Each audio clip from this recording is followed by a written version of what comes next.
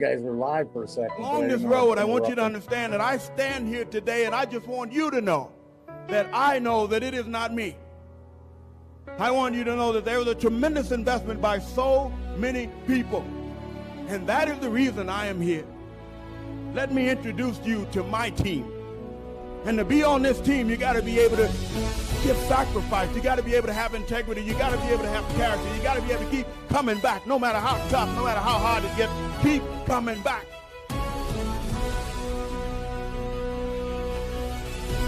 Nothing is free. You want it, you got to give it. You got to give everything you've got, son, and then more.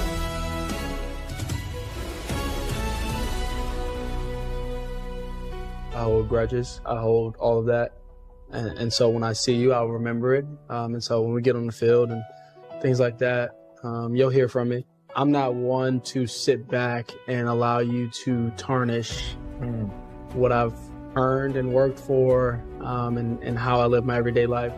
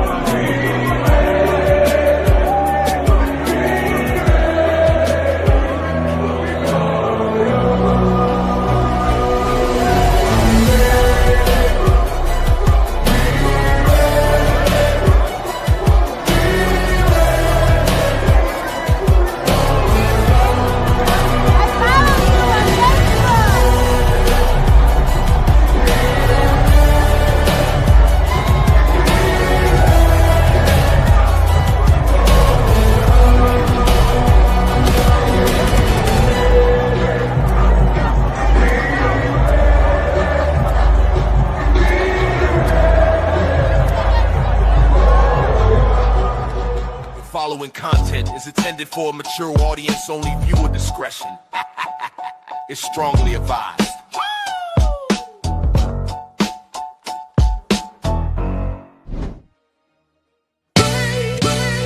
Yeah.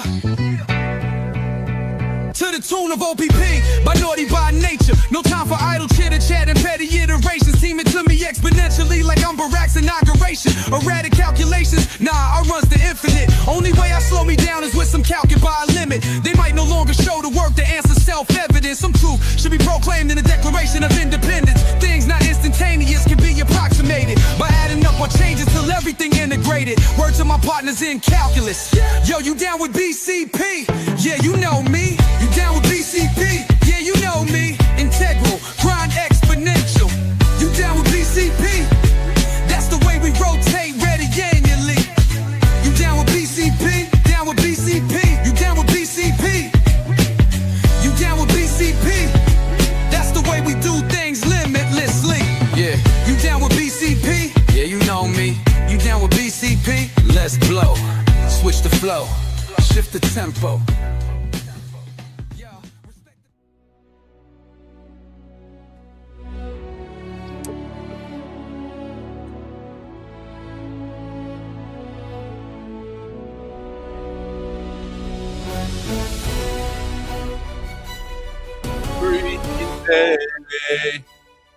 Green Bay, goodbye. And no more about Green Bay for the rest of the year. Season, right? We don't need to discuss them ever. Never. Ever. Until we touch them next year, until we kick their butts next year. We can make it happen. We can make it happen. Yeah.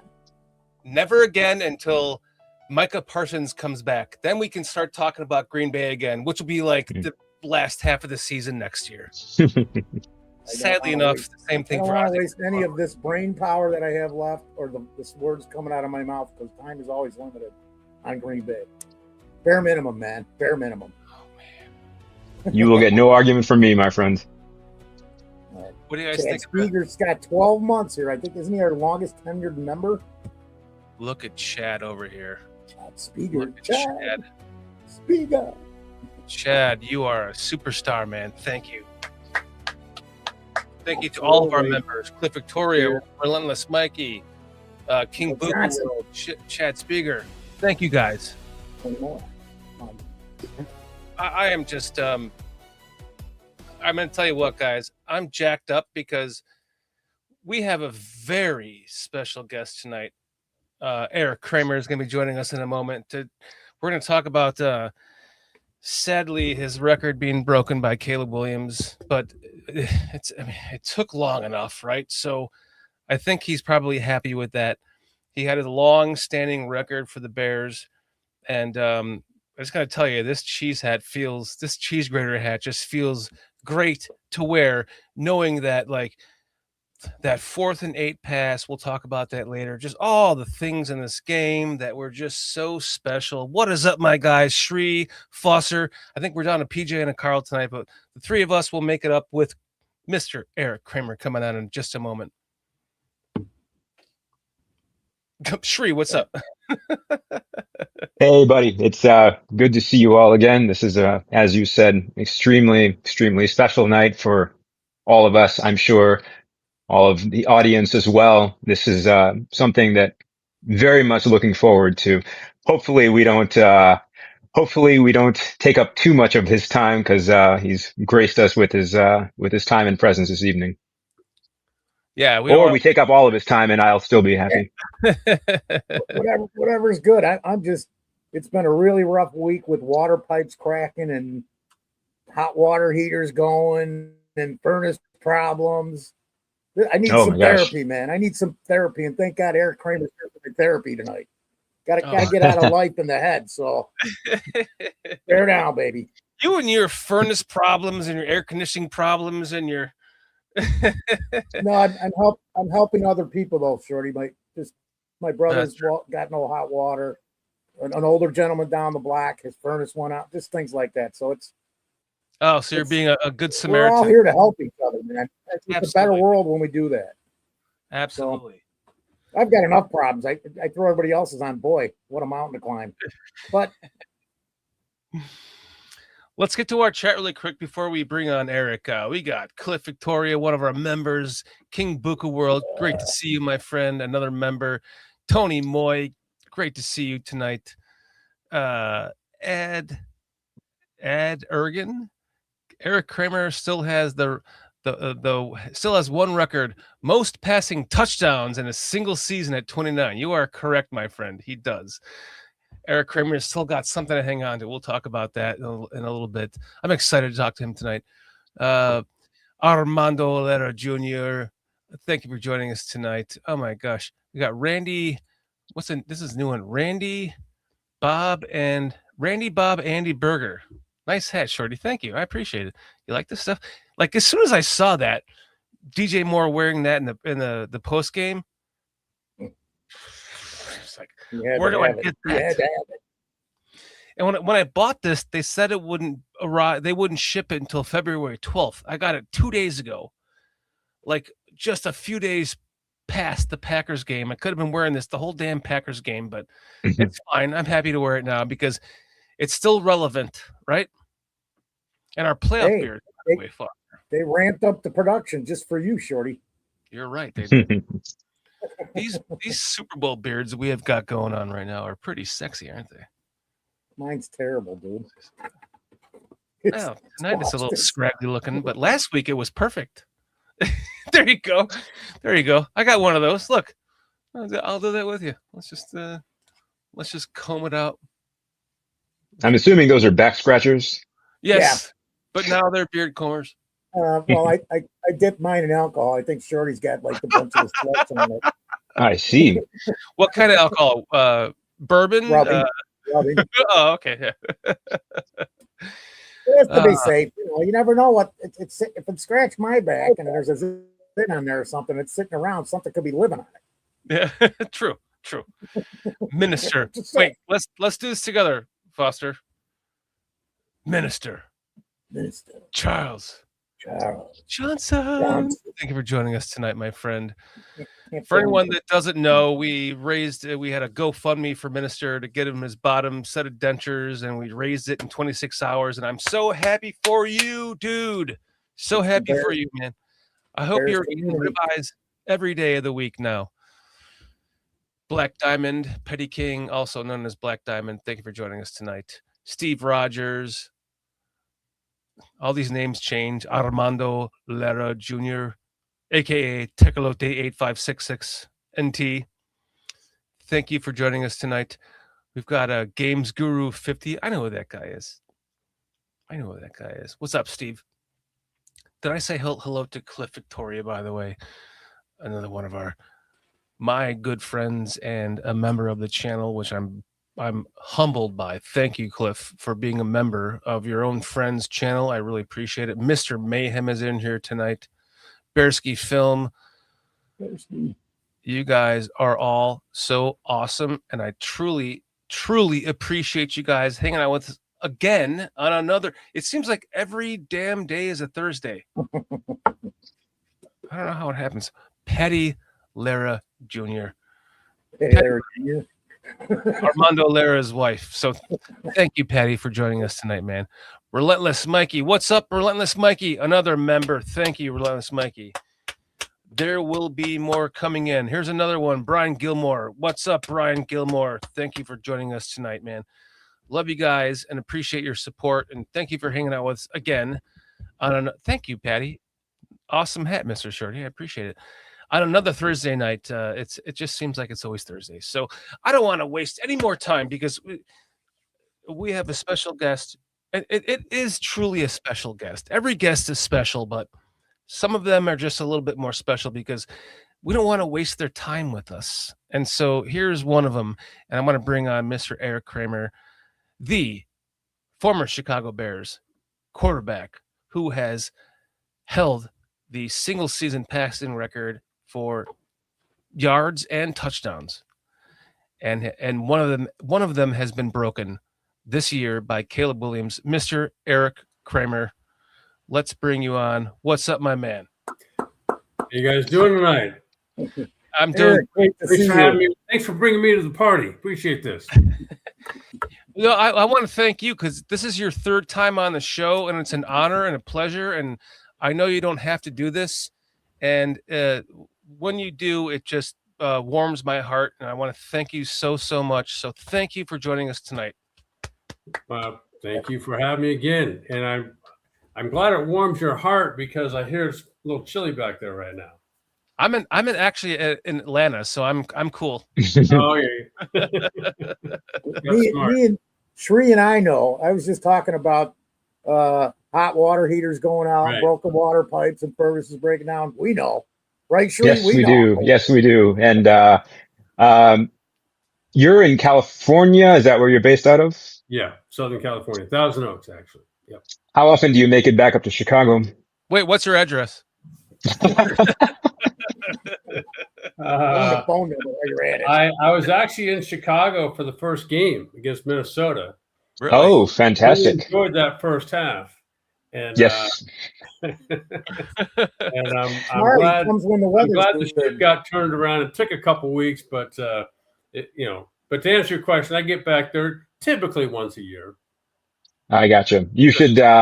Your New Year's resolutions should be to increase that number. We would. It'd be awesome to see you back here more often as well. You know what? I just remembered. I also make it back for the Bears alumni golf outing, so that takes place. Fantastic. So wait, what's your handicap? Right now, I think it's around 10. Nice. You're keeping score though, right? That's how you get one. Yeah. Mine's only like 35, Eric. And there's no point in cheating because it only hurts you. Exactly. So when you come back to a game, though, like you said you did for the Minnesota game, do the Bears like honor you with that? Do they just give you like a suite to go to, or what? Well, no. This was every year. There's every team has like one game that they turn into alumni weekend. And so for the Bears, as of a couple of years ago, they always do it now on the first game of the season, knowing that September is good. That's it's the only 30 good days they know they're going to get. So weather-wise. So anyway, yeah. So I'll be doing that for a while, I imagine. Nice. Good for you. That's good. You don't have to just go out and spend $1,000 on 2 tickets to go sit in the stands. Well, the tickets say comp, so that's nice. But you're right. I'm glad we don't have to pay for those. But I'd rather it be in September than in, say, December. Yeah, because September could be a winning team according to the last several years, because by December they've been a loser until this year. Well, win or lose, I'm still with them. But I mean, temperature-wise, I would rather be in the game or sitting in the stands when it's 70 as opposed to 7. True. Let me ask you, do you enjoy being in the skybox, let's say in the winter, or would you, if you had it your way, would you actually be out in nature? And I'd be outside, which is we don't sit in the skybox. I'd rather sit in the stands. But yeah. Anyway, that spawned a question for me. Like, what was it like for you playing in those cold weather games in the stadiums? Because if I remember, you didn't wear like long sleeves, right? Like you were out there with your bare arms. What was that like playing in the? I wore sleeves. I dressed appropriately. I wasn't sleeved. Yeah. The worst thing isn't the cold. And even the snow. It's when it's wet and windy. Like the coldest day of my life, even though I played it much temperature-wise colder.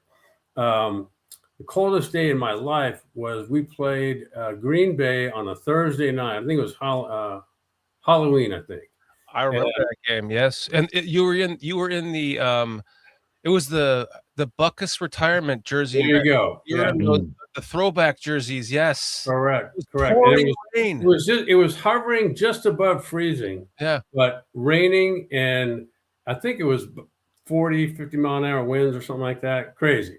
And so the Edger and James game, or Edger and who the Packers running back at the time, Edgar Bennett. Edgar Bennett. Yeah. Yes, the Edgar Bennett game. My goodness, how can you forget that one? Who eventually became a Bear. That's right. As a Bear. Briefly, I remember, because I'm like, Eric, you're smart. You come in September when it's warm.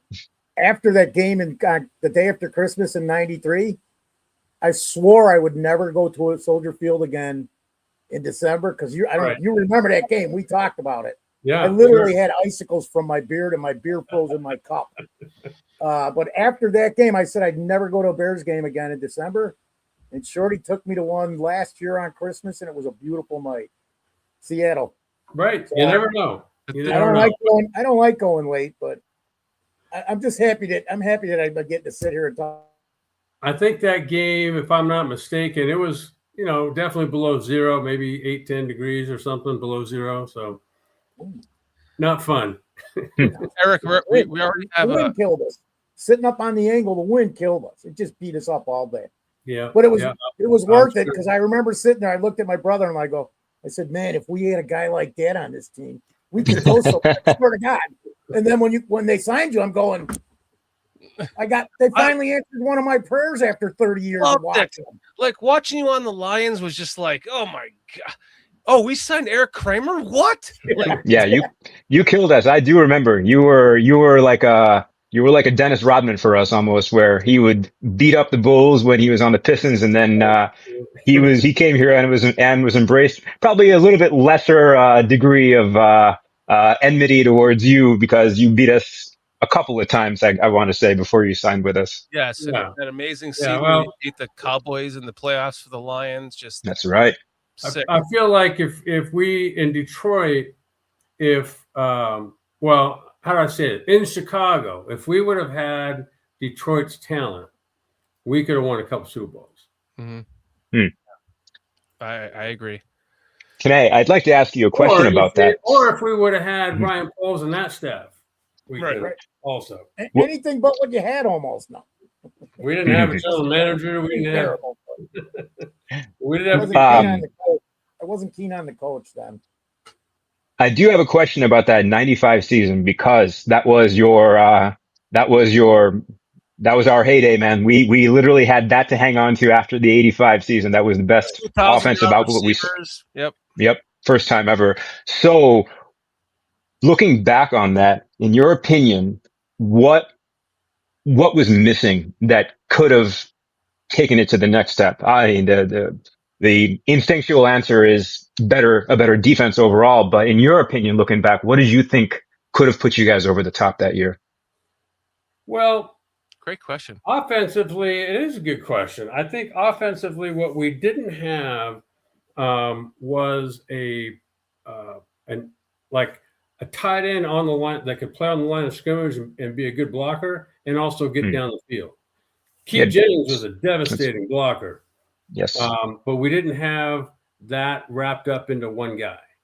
And defensively, you're right. I think we lacked, some difference makers on defense. And, here's an example. Like offensively, after that season, Jeff Graham had signed a 2-year contract. And so that was the end of his second year. And I can't tell you how many conversations I had, as did others, with Dave Wannstedt. And he's like, I wish we could, but they got no support and he's about as good as there was, he's like a John Taylor type guy. And I don't know who they thought was going to take his place, but it clearly didn't work out. It was supposed to be Chris Penn, right? Wasn't that who they tried to? It was Michael Timpson. Oh. But okay. Michael was more of a slot receiver. Right. But in any event, that's my point, is that I think the Bears back then weren't set up like they are today. There wasn't a clear-cut general manager. I don't know who was making the decisions on personnel back then. But anyway, I think the coaching staff we had, both on offense and defense, was as good as it got. But we didn't have all the tools that some of the other teams had. I would love to sit down with you one-on-one and just do a recording and just talk, just have you answer some of my questions, because I have so many for you. It could be a 2-hour show.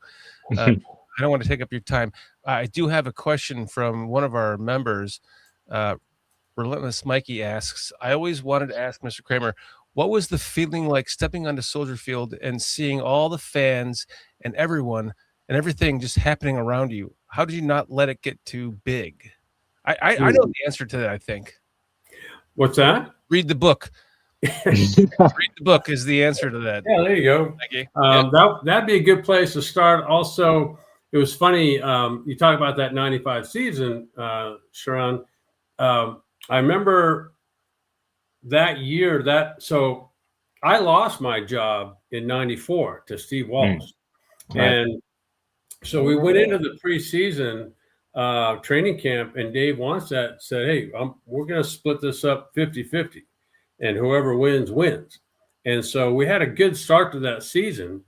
And so there was a game somewhere in there, 6-7 games into the season, and guy in the stands, this is an hour before the game's going to start.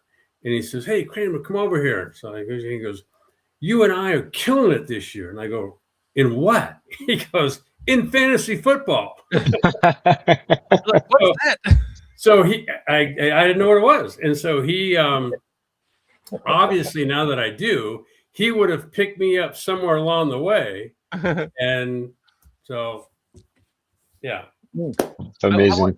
I wanted to say, like, that 95 season, I had these in case you do not remember, I had the 1995 field pass. I was working for the Bears, Eric, and nice. I went to training camp with you. I stayed in the dorm rooms with you. I ate my meals with you. I was on the side, Jeremy Lincoln getting almost my knees taken out. And watching every one of those games from the press box instead of the television, it became like I saw a mortality to it. Like it was like the NFL seemed immortal to me leading up to that season that I was watching you guys. And I'm watching you from the press box and just seeing the entire field like you see it. And I felt the mortality that anyone would feel playing the game for real. And it kind of, I'm not going to say it didn't ruin it for me, but it kind of, it put it into perspective that wow, like this guy, Erik Kramer, is out there dropping back and throwing a pass to, it's different when you're seeing it on television than when you're seeing it in real time, like down from the press box, looking at you throwing a pass to Curtis Conway and things like that. It was what put it into perspective for me, that I realized at that moment that this is not what we think it is. It's through the eyes of you as the quarterback, as the man that holds the ball most of the game. He's responsible of distributing the ball to all the players, no matter how it happens. And I that's when I gained so much respect for you and love for you at that moment. And then you broke all these records and you've held them for so long. It's just been so special. Like for me, for all of us as Bears fans, that you have held that record for so long with all the trials and tribulations that you've went through in your life. Read the book, guys. The Ultimate Comeback by Erik Kramer. It'll explain that. It really does. And I told you this before, Erik, I don't read books, but I bought yours and read it before the first time you came on the show, and I was just like, holy cow. We'll get into that more later in the show. But it put it into perspective for me, like what it means to be an NFL quarterback at that moment in my life when I was 21 years old or 20 years old or so. It's amazing, man. I don't think that you realize how many you have to take this into perspective, Erik. You have touched so many people's lives. You have really done that. So for everything else that you're going through and everything that you went through in your life, always remember this. You have touched so many people's lives in so many ways that you can't even measure, that are just so stupid and trivial, but it means a lot to those people. And some of those are like me. And I just want to thank you, man. You're awesome. Well, I appreciate that. And the fact that you say that with a straight face, with that cheese grater on your head, makes it more special. But I do think that what you say is very cool, in the sense that just by living life, nobody knows the impact they're going to have on somebody else. Mm-hmm. And to hear that from you means a lot. And I think that everybody has somebody in their life, at least one person, 2, 3, that in some way inspires them. And so it's, I think, a good way to kind of live consciously of that, and just by living your life. And I think those type of things do happen, where, somebody like yourself sees something from a different perspective. Mm-hmm. And so I appreciate you mentioning that. Thank you. I appreciate you acknowledging that too. Thank you. It's an honor to have you on the show. Sorry, Trey. Because the domino effect is so real, where like even just smiling at a person walking down the street can change 10 other people's life. Yep. We got a guy in the chat. He does his own bear show, Paul Ski, and he moved here in 1994 as a little kid from Poland. So from Poland, never he goes, in my world, and I got my hairs are standing up on my neck, because in his world, his whole life, like, he had a really rough life in Poland and even here in America, but he made the statement because it was a thing of freedom that he did not know or experience, even with how bad things can be here sometimes. Like, a little story is, you got a guy who's he's in a messed up situation, and they're like, dude, would you rather be here or go back home to communist Poland? He's like, I'll stay here with all the problems no matter what, because you haven't lived back there. So, I mean, that's just one guy's little story. Erik Kramer defeated communism for me in my world. That's literally what he wrote on the screen. And you don't, like you said, you don't realize it. You don't realize it. Yeah. So we got to be kind to people, because we don't realize how we affect people and then all the people around them. 100%. So I have one more to add to the love fest here, and this is all real, straight from the heart. So when I during that 95 season, I was a junior or senior in high school, I want to say. And I played sports most of my childhood up until I graduated. I played more in little leagues and rec leagues than I did, for my school teams. So basketball, baseball, football, I more or less taught myself. And typically the way we teach ourselves is we emulate and rip off our role models and heroes and everything they do. I learned how to swing a baseball bat by watching Ryan Sandberg and Andre Dawson. I learned how to play defense by watching Scottie Pippen on Bulls games in slow motion. I used to videotape all of their championship season games and literally watch how Scottie Pippen would position his feet, how he'd put his hands out in somebody's face. I learned how to throw a football because I watched you. I literally learned. You were my teacher, and actually you had the greatest form I'd seen for a Chicago Bears quarterback, for God's sakes. And when there's a running cliche with Bear quarterbacks that I think you should know, that we've been saying over the years, whether if it was Jim Miller, you, Rex Grossman, whoever, I can guarantee 80% of the Bears fans would say, man, if they just had time to throw, have you seen the kind of throws they can make? That's literally probably the running joke among all of us. Right. But out of all of them, when you were given time in the pocket, you stepped in and you threw perfectly placed deep shot down to Curtis Conway or corner routes to Jeff Graham.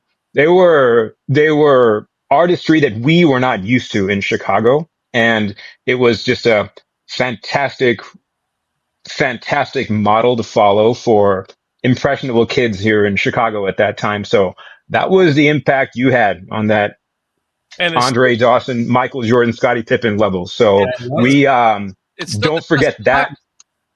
What's that? It stood the test of time. No doubt. Absolutely. Again, I appreciate you bringing that up. And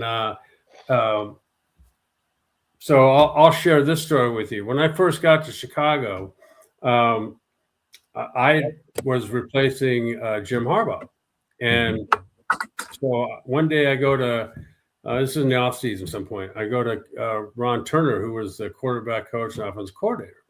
And I said, do you have any, this is back in the VHS days. I go, do you have any video of someone who's run this offense really well? And he said, sure. And he looks behind his desk and he puts like 5 video tapes on the desk. So I go home and watch them, and they're all of Joe Montana. So that's the passing game we ran. And it's funny how the precision with which you drop back and get through your reads buys you a lot of time. And it's literally down to, like, if you go 5 quick and no hits and throwing out, that ball's gone in 1.8 seconds. Yep. Every time. And it doesn't matter how fast you are. So it was funny because later, when I was done playing, I go into the gym and there's Joe Montana on the treadmill. And his son, one of his sons, was down here playing football at a school, Oaks Christian. And so he goes, hey, I've heard you work with some quarterback kids. I go, yeah. And he goes, would you mind if I brought Nate, was his oldest son? And I go, sure, no problem. So we went over to Agoura High School, and I'm sitting there with a video camera watching Nate Montana throw to Joe Montana. Joe Montana wow. throw to Nate Montana. And so I go, if you got any time, we can go back to my house and we can watch some of this. And he goes, sure. And I go, and so we get home, and this is probably, I don't know, 10 in the morning or 11 in the morning. And so what I put on was those VHS tapes. I go, sorry. I go, sorry, this probably, I hope it doesn't embarrass you, but this is what we're going to watch. And and I've worked with a lot of guys over the years. And so that for me is fun. And to have guys, sit in the garage or sit wherever and watch, here's how coverages work, and this is how your drop back works, and this is how this, so many times the value of the check down is overlooked. And if done in rhythm, I mean, there's a, like a little quick out would be called, what's it called? Omaha. So if you run an Omaha, and so there's 49ers ran everything out of, they didn't substitute anybody. And so they're running, it's like a split back formation, tight end on one side and 2 wideouts. And Joe drops back and he's going to throw a quick out to Jerry Rice, but at the last second, the flat defender runs underneath it. So as he's in this motion of throwing, he hops, and then you have both backs check and leak out, and then the tight end's over the ball. So as he's stepping a throw, he kind of recoils and hops his way to number 3, which is the backside guy, which is Tom Rathman, who catches the ball and goes for 8 yards. So you got like the value, like the first downs, you rack up enough of them, those lead to touchdowns. That's right. If you're 2nd and 10 because you threw the ball away, or you got picked off, or whatever, that ruins your drive. And so the more consistent you are at getting from number 1 to number 2 to number 3, and sometimes number 3 is you. And you're always going to, by the time you get to number 3, one of 2 things are going to happen. Your own offensive lineman is going to be in your lap, or some defensive lineman is going to be in your face. And so it's learning how to operate in a smaller pocket that allows you to kind of sidestep just briefly and get to the number, because the guy you check the ball down to, you're not throwing the ball more than 3 or 4 yards downfield. Sure. So it's like learning how to do that, I think, is the artistic part of it. This is the perfect segue into like one of the reasons why I wanted to have you on the show, and it's to talk about Caleb Williams. We finally had a Bears quarterback after 30 years to the year that broke only one of your records for passing yards in a single season. Touchdowns will come next, but I'm just curious to know your thoughts on that. Like, I can see the smile on your face. I think that that records are meant to be broken, and you might almost be surprised that it took so long to be broken. I might imagine. Like, I want to hear your thoughts. Well, it's funny because Ron Turner called me about, I don't know, 3 or 4 or 5 weeks ago, and he goes, I hate to tell you, but your yardage record is going to get broken.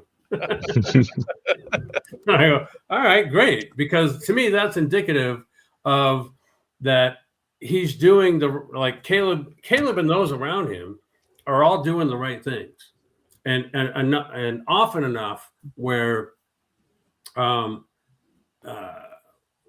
consistency starts to kind of go week to week to week to week. And I think, if you ask me, I think this will be the worst year Caleb Williams has over the next 8 or 10. Yep. So agree. I just think he's probably being coached for the first time in his life.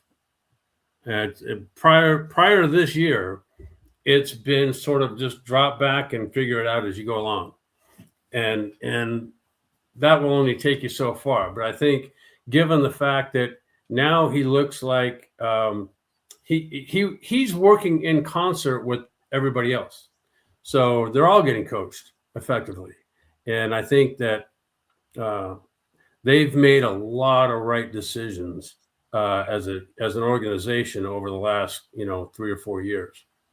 It feels strange, doesn't it? Yeah, I mean it does, especially for a fan, I would think, right? Because and which I'm now a fan, but I think that I can see how things are so much different now than they had been at any time prior to Ryan Poles coming here. 100% agreed. I've got some questions saved from our chat from you for later, guys. I'm just letting you know we're going to save them for you. Any questions for Erik? We're going to save them for later. Again, I want to thank you for joining us tonight. And I don't want to take up too much of your time tonight. Listen, here's the thing. You end up having way too much fun with us. And you say, I'll give you so much amount of time. And you're like, it ends up being twice that. Because why? We like to have fun on this show. And look, we're just opening up and having a great time. And I thank you so much for joining us again. My pleasure. Always fun. And hey, the Bears have another game Sunday. And, should they win and Seattle lose, they'll have another game the following week, also in Chicago. Mm-hmm. So I like the trend we're on right now. For me, it's played out exactly how I wanted it to. I wanted the Niners to beat the Eagles because then they go to Seattle and they can beat. I know they can. That's a divisional game. They can beat Seattle easily. Divisional game. Those are always hard games. Boom. If they beat them, we get the number 1 seed back. Then they come back here when we beat the Rams because the Rams going into a game with Stafford with a hurt finger, that's going to cause them problems. Cold weather, not good statistics in the cold weather. We can easily beat the Rams. I think I shouldn't say easily, but the odds would say that we would beat the Rams in this game. And with everything that's happened this season, I think it's quite possible. And then if the Niners can beat the Seahawks, then the Niners would. I'm not looking ahead. I don't want to look ahead, but just the big picture. Of course, you have to look at things like that, right? So if that happens and we win this week, the Niners come here and it's another rematch of that historic game that we played in San Francisco. That was was that a great one? Did you watch that? I'm sure you watched that game, right, Erik? Of course, yeah. What an epic game. And at this point, though, the Niners would be obviously without George Kittle. But, I mean, they're coached as well as any team in the NFL. And they've got some very good players other than George. So that would be nice if they win and the Bears win. I want to get to one of these questions from Relentless Mikey has a great question for you. Can I ask one thing of you, Erik? Please do. Today is my sister's birthday, and she just asked if you would please say happy birthday, Linda Foster. Happy birthday, Linda Foster. Clip that. We'll give it to her every year for the rest of her life. This is a Lions Yeti, all right? It's got Diet Coke in it. If it had beer in it, I'd be, toasting you right now. Yeah, I did notice that, Erik. I didn't want to bring it up. Not all right. All it is, it's big enough to hold enough. You had to bring it up. Not me. We're going to send you some stuff out there, like a big Bears. There we go. I do have a Bears one. Email me your address. I'll send you a Bears Yeti. Jeez. He will. Yeah, I'll do it. I will. I will buy it for you. I know you will. I want to see it on the next time you're on this show because I know you will be back because I know you love this show. Yeah, no doubt. Relentless Mikey says, I always wanted to ask Mr. Kramer, what was the feeling like stepping onto Soldier Field and seeing all the fans and just everything? Oh, I already asked that question, didn't I? I'm an asshole. What a dick. Yeah. Cliff Victoria says, ask Erik Kramer about the current Bears. We beat FGB. We're playing. Oh, we just did that. I'm an asshole. Kind of a harsh self-assessment, but okay. Totally. Steve Rogers. Critical, man. Critical. Steve Rogers, a.k.a. Captain America. Erik, what's your key matchups versus the Rams that's going to make the biggest outcome of the game this week? Second question, what is your most memorable memory of being a Bear? Oh, I'd say. All right. So the first part of that, I would say, what's the current health right now of the Bears at left tackle? Oh, he's out for the season. Who is? Ozzie Trapillo's out for the season. Okay. Benedette, the Golden Eagle starting, but that's the way we should be able to run because he is better in the run game. Yes. Okay, and then what's the status of who's the right tackle from Tennessee? Right. Oh, right. You're talking about Darnell, right? Darnell Wright, yeah. Darnell Wright, yeah. Is he healthy? Yes. Okay, good.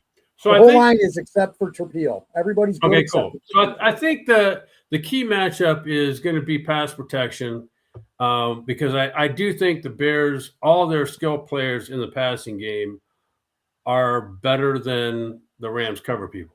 Yeah. And but you got to have a little time to get the play to develop, and I think that's where the running game comes in. So to me, the Bears offensively they're as legit as they come, and they're all young, most of them.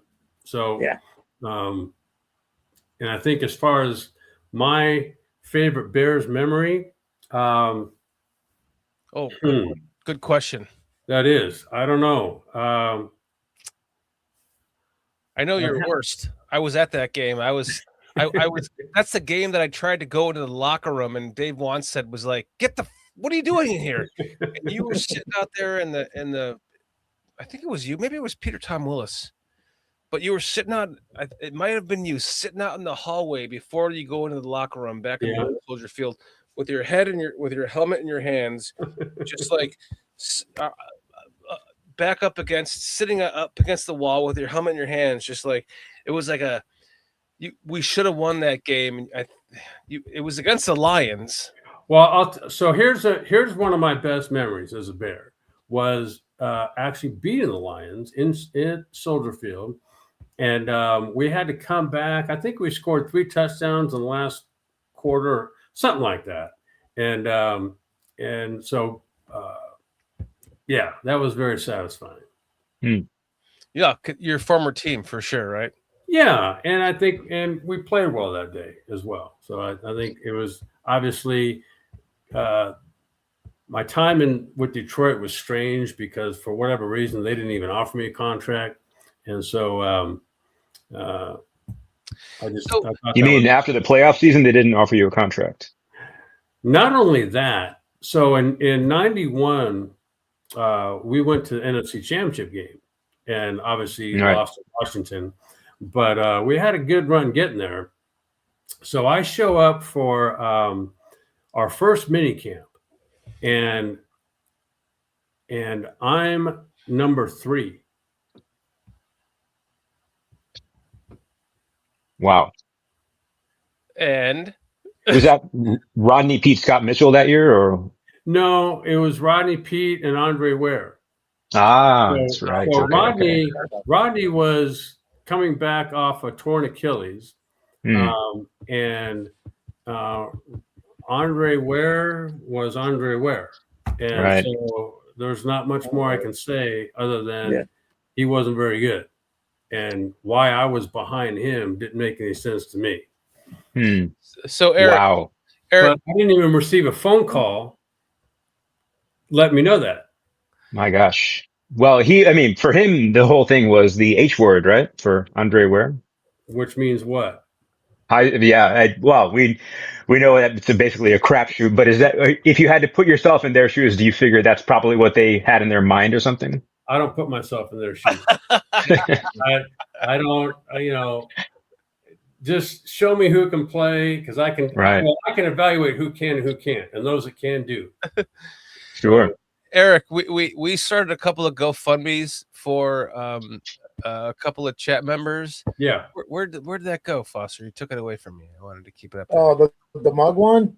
Yeah, where was that at? Should we start a GoFundMe for the I got it.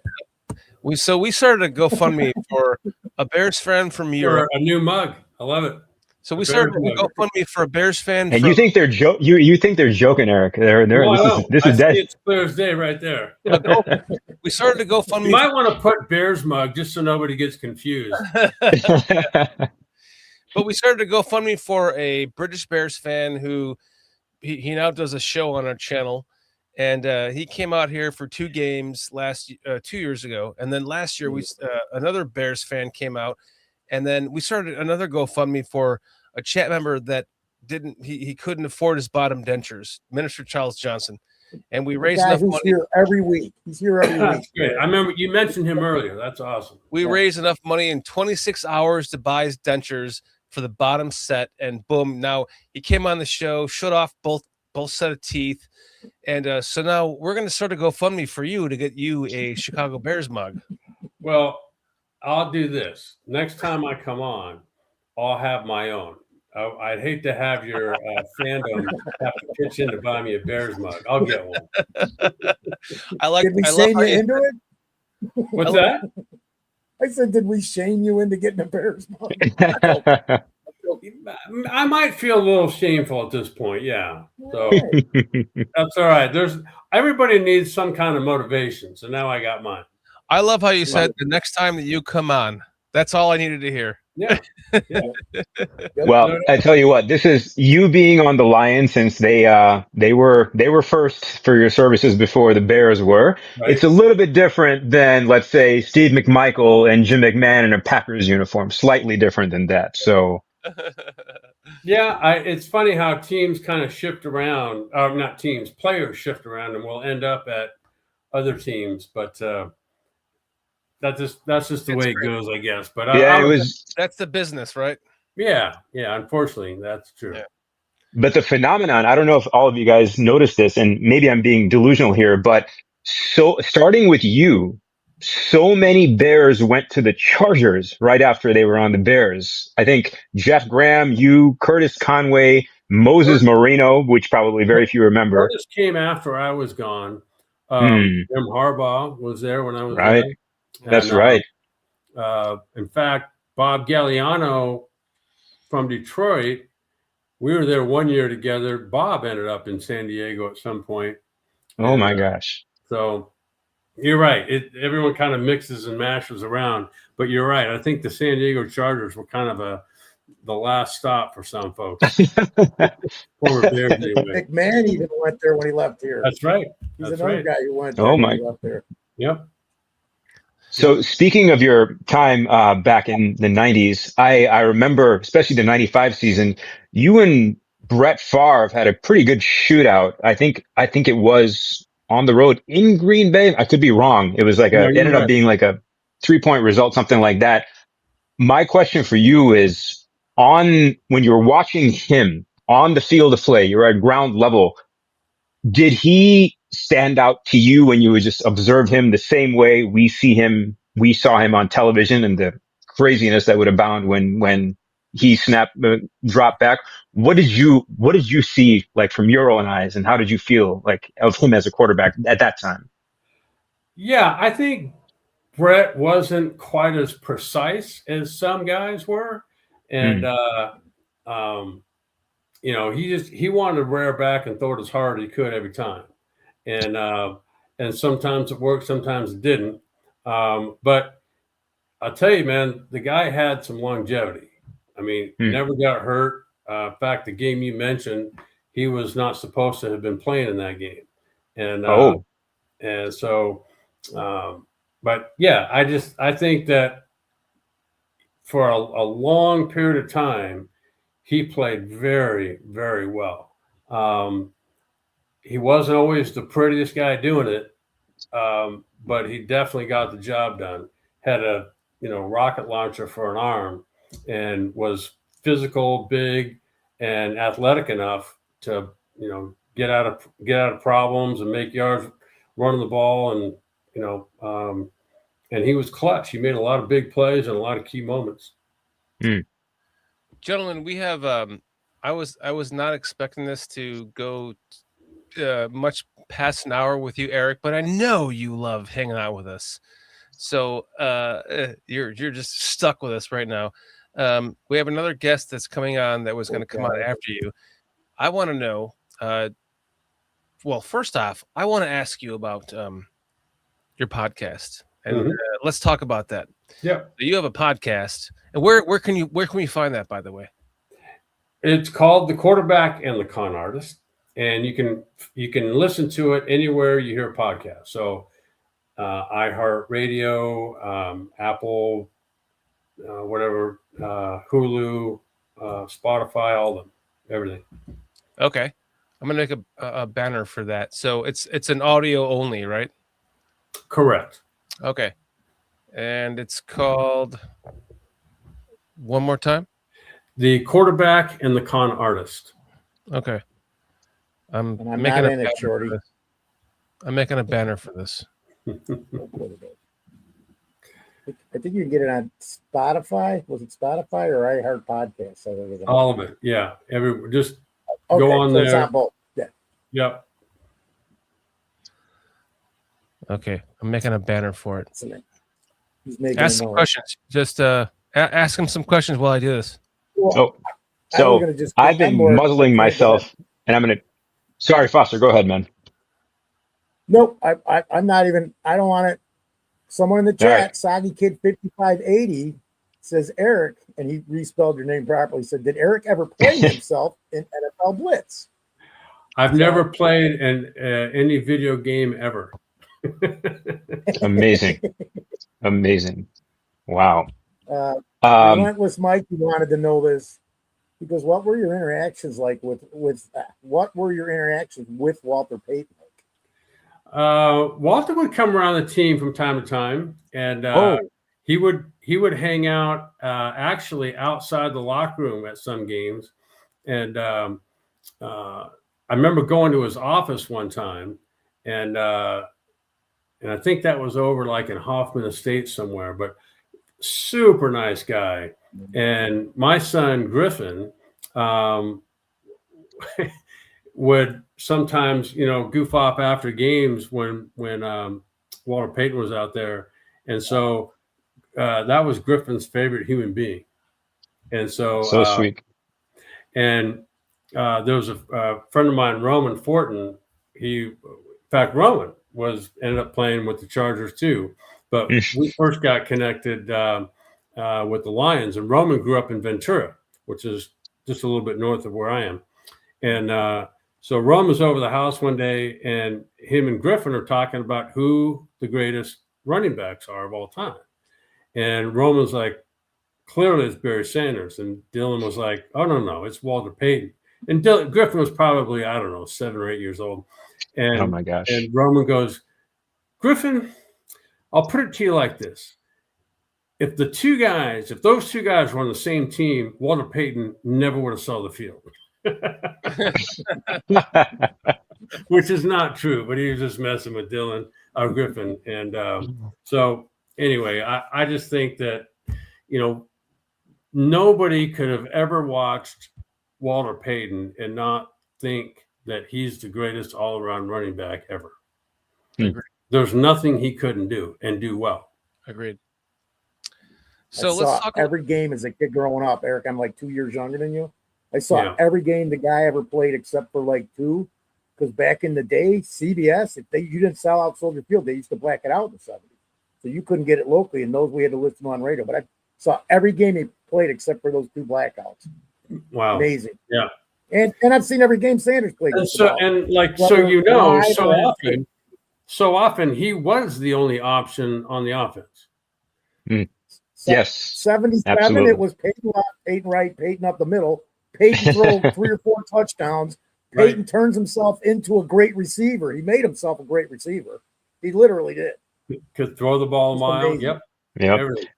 This is the way I always played put it. Yep. The way I always put it was Barry is the greatest running back who ever lived. And I always said Walter was the greatest football player who ever lived. That's how I'd always put it, honestly. That's a good way to characterize it. I think Barry could do things with his body that certainly nobody else I've ever seen before. And I know I won't see anybody afterward do. Yep. I mean, he would put guys that are in the Hall of Fame currently, he'd make them look like little high school kids. Who was the previous running back for the Lions, though? I forget his name. Wore the same number 20. He was Sims. Sims, yes. Billy Sims, because he was great. He was great too. When I watched as a kid growing up watching him, I liked him too. Right. Yeah. Yeah, but there was a game we played against Chicago, and the years that we ran the run and shoot, we didn't have tight end, so we had 2 running plays. We had an off tackle slant, and we had a draw. That was it. And so go to hand the ball to Barry, and the hole is no wider than, I don't know, 4 feet wide, let's say. My gosh. And it's only him and Mike Singletary. After the play, Mike Singletary's on the ground, never even touched him. And Barry's, 12, 15 yards downfield. But he did that like all the time. Yes. To everybody. And so that's one thing that I think we'll probably never see again. I think the closest thing to Barry Sanders I've ever seen, closest person running back style wise, would be Saquon Barkley. Yes, that comes close for sure. And Barry's, so this is what, as a Bears fan, always killed me about Barry Sanders. But now that I'm out of that realm of the 90s being destroyed by Barry Sanders every time he ever had a football put in his hands, I equate it to the hatred that all of the NBA that wasn't a Bulls fan in the 90s had towards Michael, that we all had towards Barry. But once their time was done and they were retired, you look back at them and say, my God, were we lucky to witness that, and once in a lifetime type of stuff. I remember we would have walkthroughs at the Silverdome, so our offices were there, practice fields were out in the parking lot area, but we'd have walkthrough in the morning. And so we'd have meetings first and then lunch afterward. And Barry, like, when it's cold in the wintertime, they don't heat the place, so it's freezing. And so Barry, what's supposed to be a walkthrough, you'd hand him the ball and he'd walk up to the line of scrimmage, and Mel Gray was a punt returner, so he was always on the lift squad. And the two of them would like make eye contact, and they'd race 100 yards to the end. Like no stretching, no warm up, no nothing. I can guarantee Barry literally just woke up from the meeting he slept through. That must have been a sight to see, man. Barry Sanders and Mel Gray racing. Yeah. Wow. Mel Gray That's like when Tyreek Hill raced a cheetah or whatever the heck was going on there. That's right. Oh my gosh. Yeah, there's some people that are ridiculously gifted talent-wise. I remember we had Brett Perryman, remember the receiver from Miami? Yeah, of course.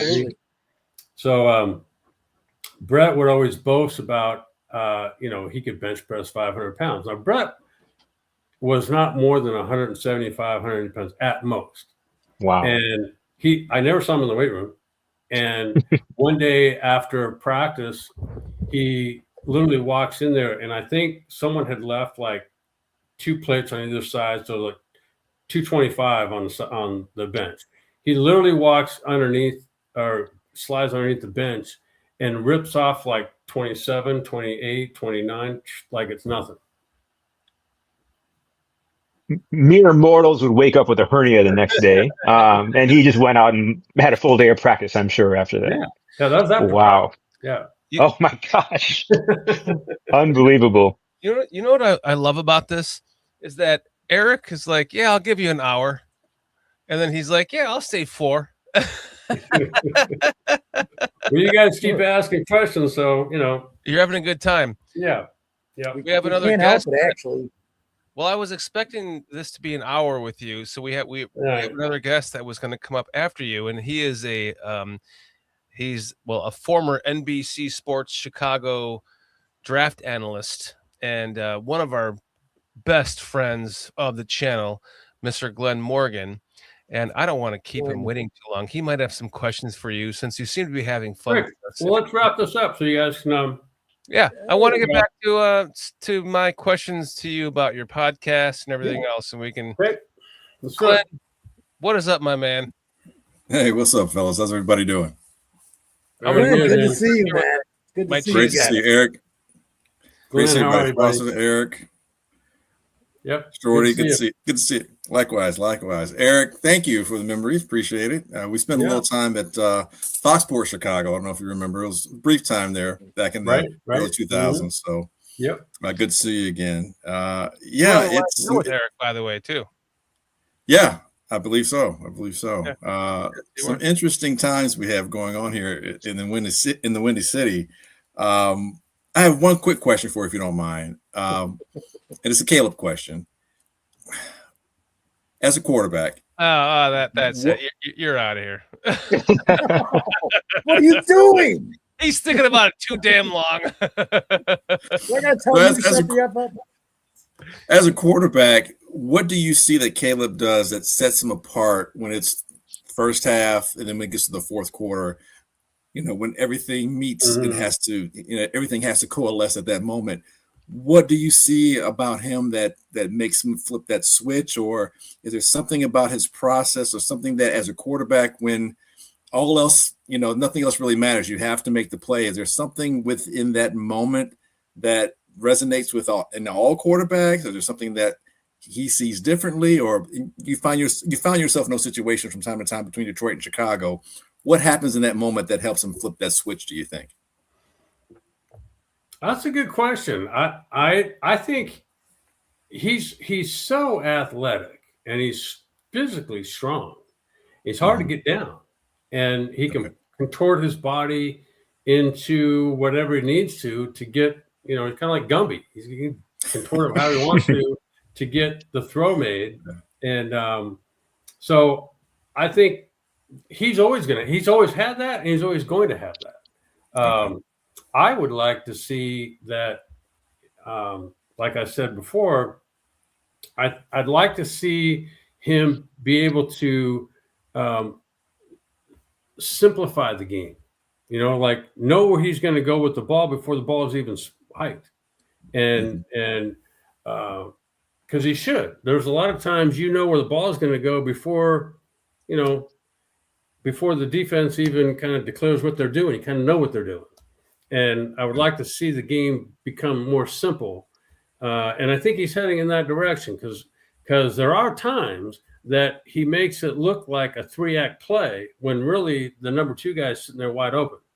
Or he throws into double coverage, and that's the only guy he's ever looked at. And just know this, when you throw in a double coverage, there's another guy on the field that you don't see, that's nobody's around him. So I think that he's always going to have that ability to get out of trouble and kind of make the seemingly impossible very doable. But I think in minutes, 0 through 55, I'd like to see him be able to go, okay, well, here's my read, and just make it and make that one guy wrong. And then if for whatever reason it's not clear, off to number 2, off to number 3, and get his feet and eyes kind of working in that progression, where it doesn't look so made up. But to your point, in the fourth quarter, is he maybe simplifying it at that point? Is that why it seems to just, make things happen more so dramatically, more so quickly? Or does the play calling kind of change a little bit because of the fourth quarter? Is it a combination of both? Am I grasping for straws here? Well, I think that Ben Johnson as a play caller gets to learn what Caleb is comfortable with and what he's sort of not comfortable with. And as the game goes on, that probably starts to clarify itself more and more. Now, like that, the throws he made in this last game, you can't. They didn't practice that, I can guarantee you. 4th and 8, my friends. My goodness. What was that? We used to practice stuff like that in the field. I mean, gosh. Yeah, but it really, Glenn, it really should. A good passing game, play action game that comes off the running game and the drop back passing portion of it, it really should look choreographed. And because it is. And so if the more Caleb kind of grows into what he's doing, it's going to start looking more and more just like that. Another question. This is my last question for you because I could talk to you all day, so I don't want to do that. But a lot of times I've said, for me, a lot of people have compared Caleb to Mahomes, and for myself, I've always felt that Caleb's trajectory to this point more so mirrors Brett Favre and like Caleb Williams and Ben Johnson, Mike Holmgren, Brett Favre, in the sense that you want to harness all this talent, but you don't want to snuff it out in the same process, because you've got someone who may pull your hair out with what they do, but at the same time, it's like, no, yes, but you want to find a way to harness that so you get the best of it. But in the early stages, which is right now, it can be frustrating and intoxicating kind of in the same game. That's probably a better analogy, I think, when it comes to Mike Holmgren and Brett Favre, because I think Brett didn't really know much when he first got to Green Bay. And yet you've got Mike Holmgren that has known and seen and done about all there was to do. Right. And I think Ben Johnson, even though he hasn't won a Super Bowl yet, I think we can all see he knows what he's doing. And where Caleb really hasn't been exposed to that sort of structured environment. And I think that's why you and I and probably everybody else sees that, okay, this is like going to be around for quite a while. Yeah. And I think the meshing of what Ryan Poles and his staff, along with Ben Johnson and their coaching staff, that whole world, I think just works really well together. And, when I look at them offensively, I don't know that there's a whole lot more they need. Maybe a left tackle, but they've got 3 of them right now. It's just that none of them are perfectly healthy. Right. But they've also got depth.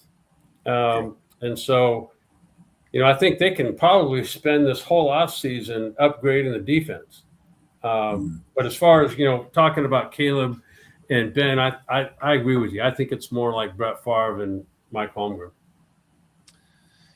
Interesting, because we thought we had our left tackle of the future, but now he's gone after the last game, which means what?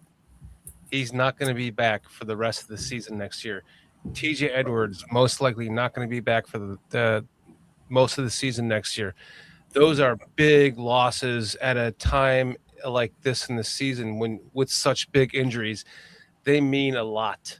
And now what do we do? Do we draft a Glenn Morgan, the draft analyst expert? Do we draft in the left tackle somewhere?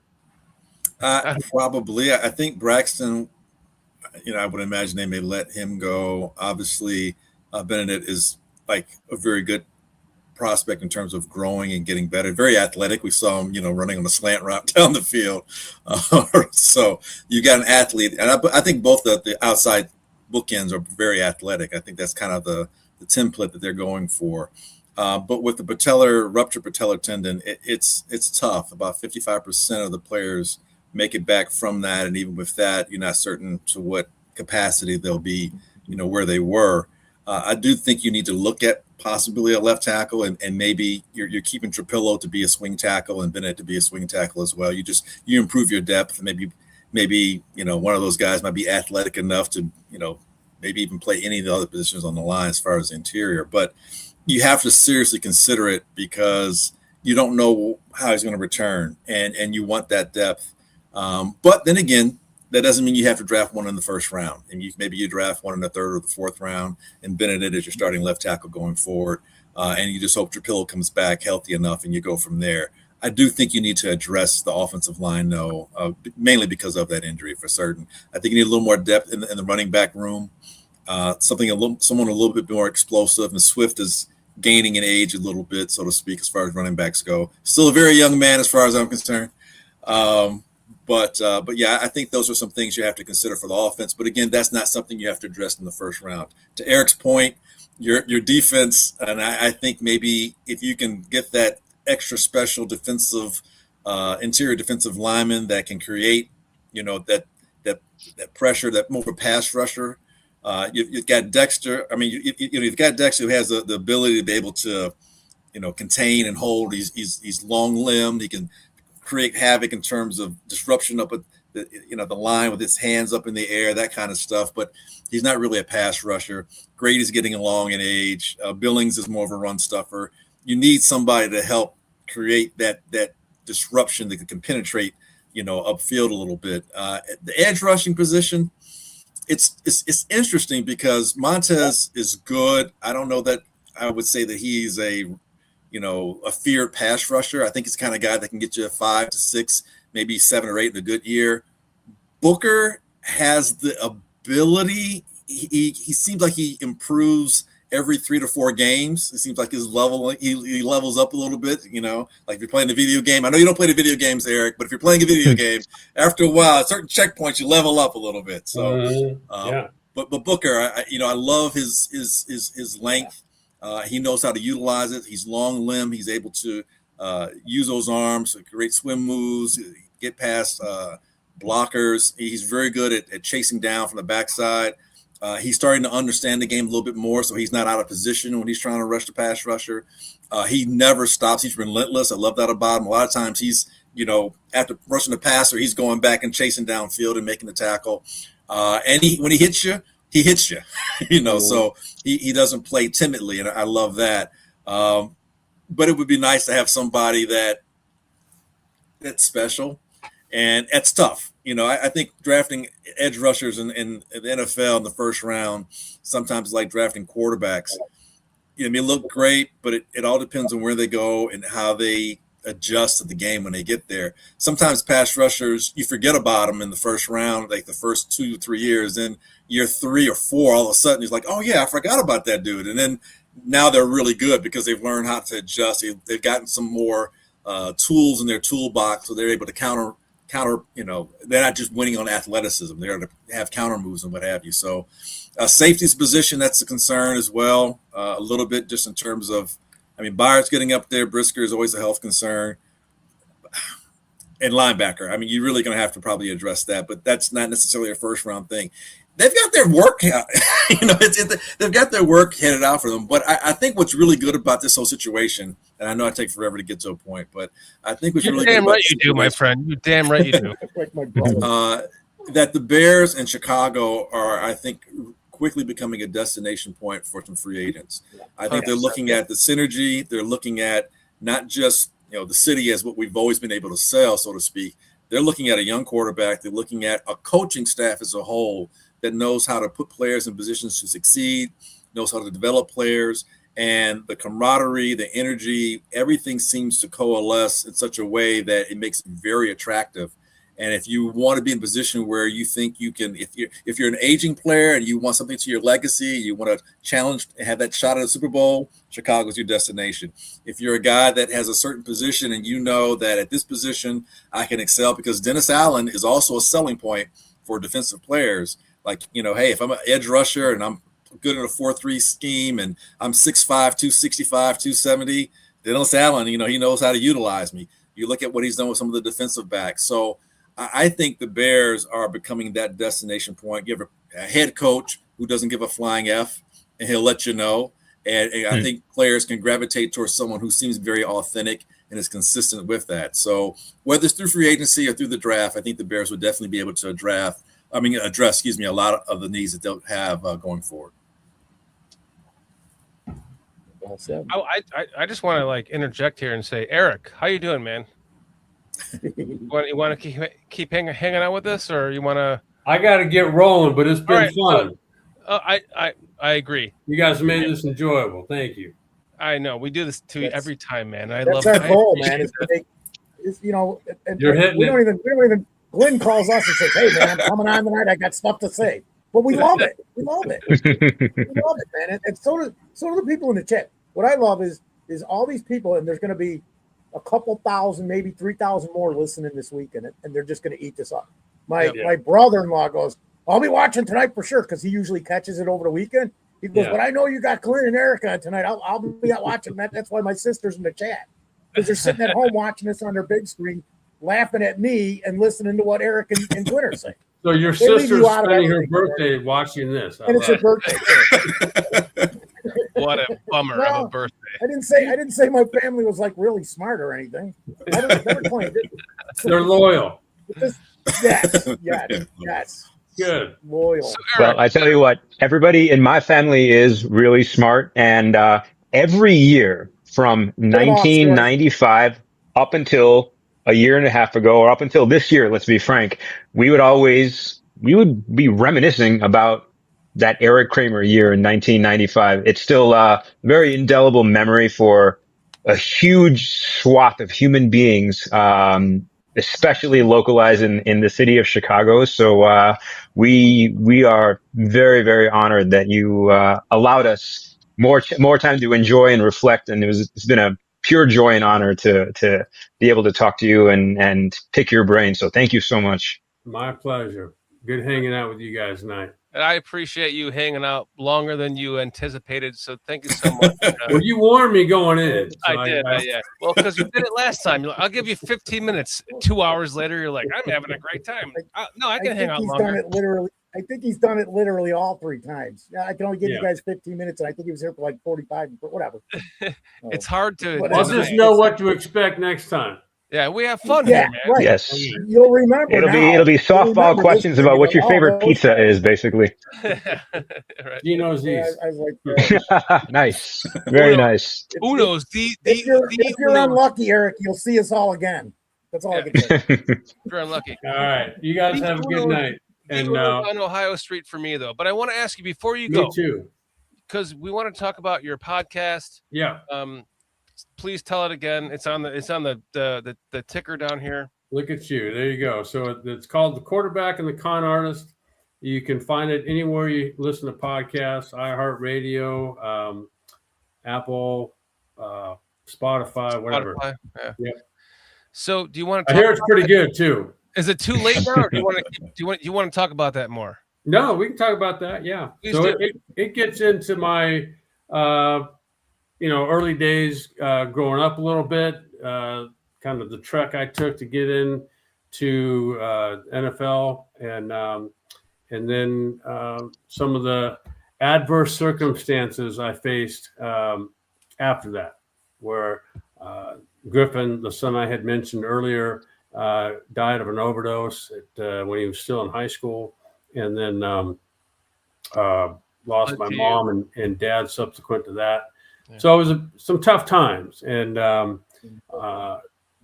also survived a suicide attempt, and dealt with depression, and all this stuff is, I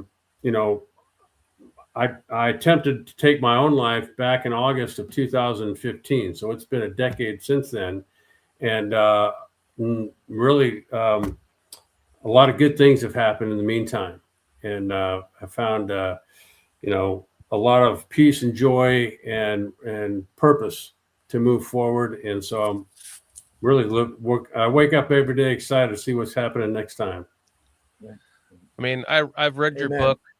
It was an inspiration to me, going through some hardships in my own time, in my own life. I think everyone can kind of relate to that. And it's one of the only books I've ever read, Erik. I told you that before.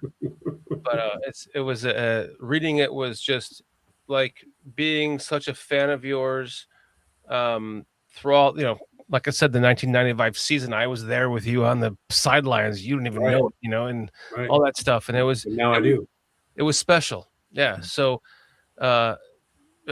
please, guys, go check it out, man. Pull up that book again, The Ultimate Comeback by Erik Kramer. He's got a podcast. You can see it right there. Find Erik Kramer's podcast. So just so you know, the picture on that book is not far from where I live. So it's kind of out in the hills, so to speak. So wait, what's your address again? Well, I was going to say, sure, you figured this out. He gave us a couple clues. I was going to ask you, did you track it down yet? But you're not on the ball tonight, so never mind. Unless your handicap's a 12, Shorty, and he knows he can hustle you, you might not get that address. My handicap's a 37, so you can take off with you anytime, Erik. All right. You're always welcome. All right, man. You guys take care. Thanks for the night. Eric. Really appreciate it. Thank you so much. You bet. Stay safe, man. Thank you. Glenn. I got a bone to pick with you. No, I'm kidding. But I do want to. Everyone does.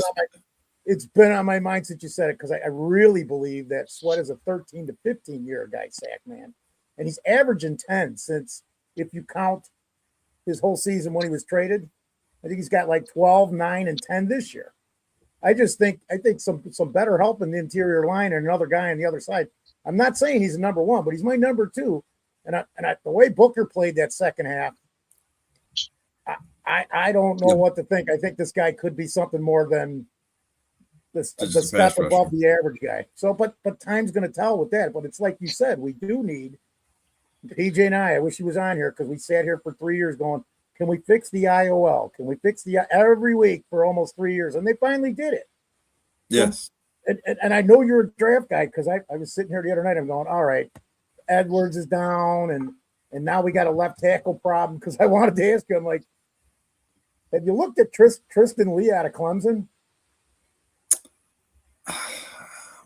Because he's already projected. God, we're like talking about draft picks to be a swing tackle, like step in and be a swing tackle, but he needs some work. He ain't perfect, but we're talking fourth round, late third round, fourth round. Just curious. I mean, anything is on the board right now. To be quite honest, at this point, I haven't even focused as much on the draft. I've been enjoying this Bears season more than usual. Oh wait! Oh my goodness! What a spectacular fucking the first in a long time for Glenn. Well, hey, it's not my fault. They just need to play better. I mean, wait a second. Are you telling me for the first time in 25 episodes of you being on the show with us that you and I finally agree on something? They are enjoyable to watch.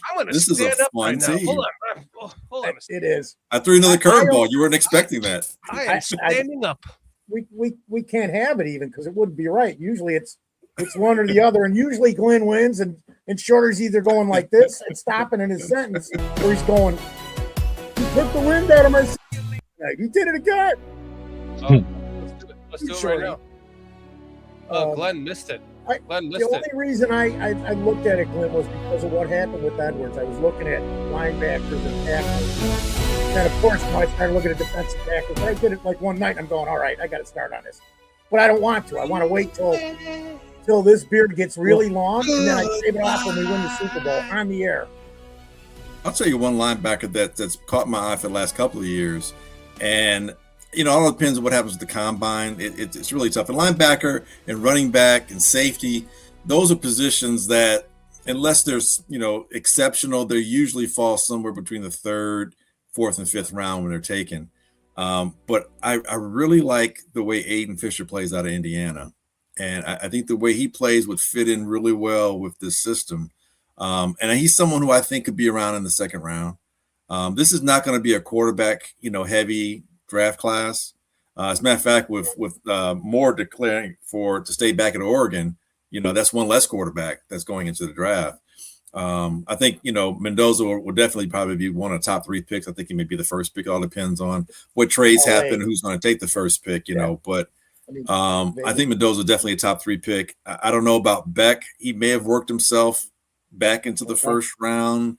I think he'll be a top 100 player taken, but outside of that, there aren't really a lot of quarterbacks that I think are going to find themselves in the first round. So you look at what position is really going to be taking a lot of, the space in the first round, so to speak. And I'm not certain I really know what that is right now. It could be defensive lineman. I'm thinking defensive lineman will probably be, you're talking like maybe 6 to 8 defensive linemen, maybe taken in the first, 25 picks. There's not a lot of receivers per se. Running backs, there's some good running backs, but you're not necessarily spending first round picks on those guys. Because you've got, the kid from Notre Dame, Love. I think he's definitely, a first round pick. I would love for the Bears to have him, but I don't think he'll necessarily be there. But his running mate, he'll go, he'll be drafted. Penn State's got 2 running backs, they'll be drafted. There are going to be a lot of running backs taken, and because of that, no one's going to be rushing to take them. So again, it's probably going to be but like linemen, I would say for the defensive lineman, I think would be the better part, and that can help the Bears. That really can. Oh, absolutely. This is my fault, guys, because everybody's going, the Bears are having a great season, and you guys are sitting there, me and you are sitting there talking draft while everybody's going, what the heck's going on? Always looking ahead, baby. Always looking ahead. So am I, and so is Poles and company. They're looking already. They're looking already. They've been looking all year. So yeah, we'll go back. We'll go back to the enjoyment that we're going to have this weekend with the Rams here. I have a question for you. I think,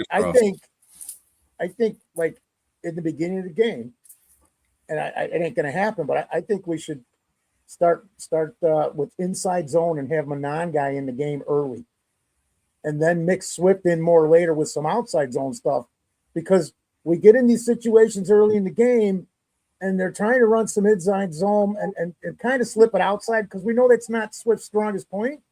But I think if we can pound them early, because I think the middle of it, I mean, we should be able to get some passing in too. But I mean, I think the best way to start is to pound the ball inside and just see, because then you know, 1 or 2 series, you're going to see who's what on that line, because it's all going to come down to who's making it in the trenches in this game. I seriously believe that. If the Bears can do what they did in the second half against the Packers line, the way Booker played and Sweat was playing, those guys were killing it. Grady Jarrett, I mean, if they could do that for 4 quarters, the defense, and get in Stafford's face a little bit, that's when he has a little more of an issue.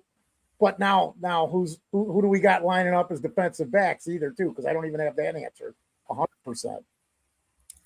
Yeah, those are definitely some concerns going forward.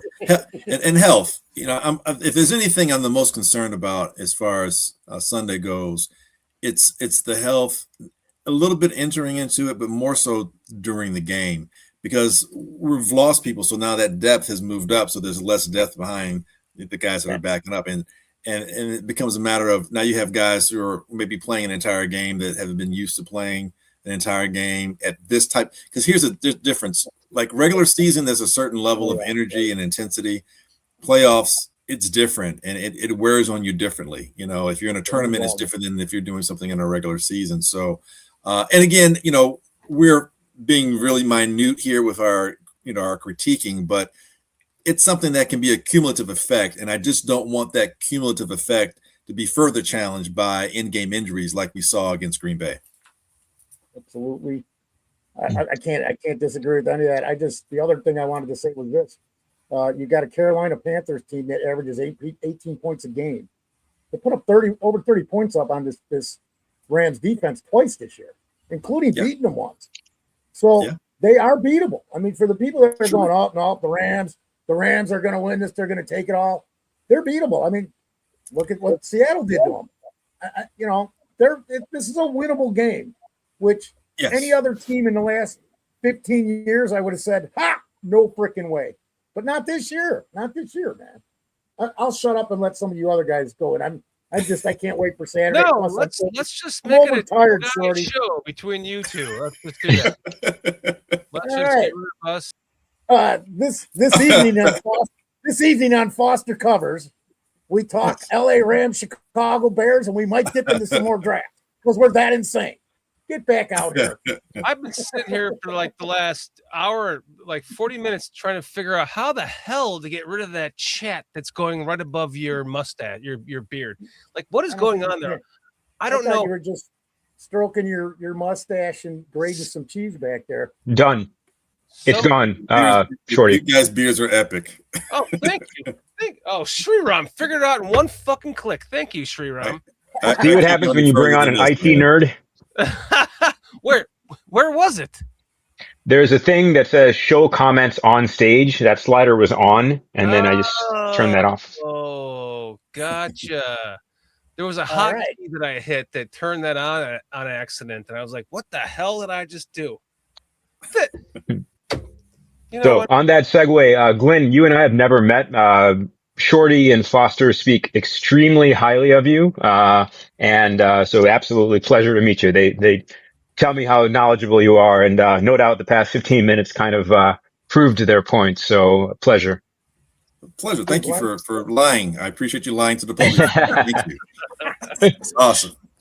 I have a question for you regarding our running backs specifically. Yep. Sorry, but the first time that Glenn ever came on the show, he was drinking scotch and hung out with us for like 4 hours and had a really good buzz going.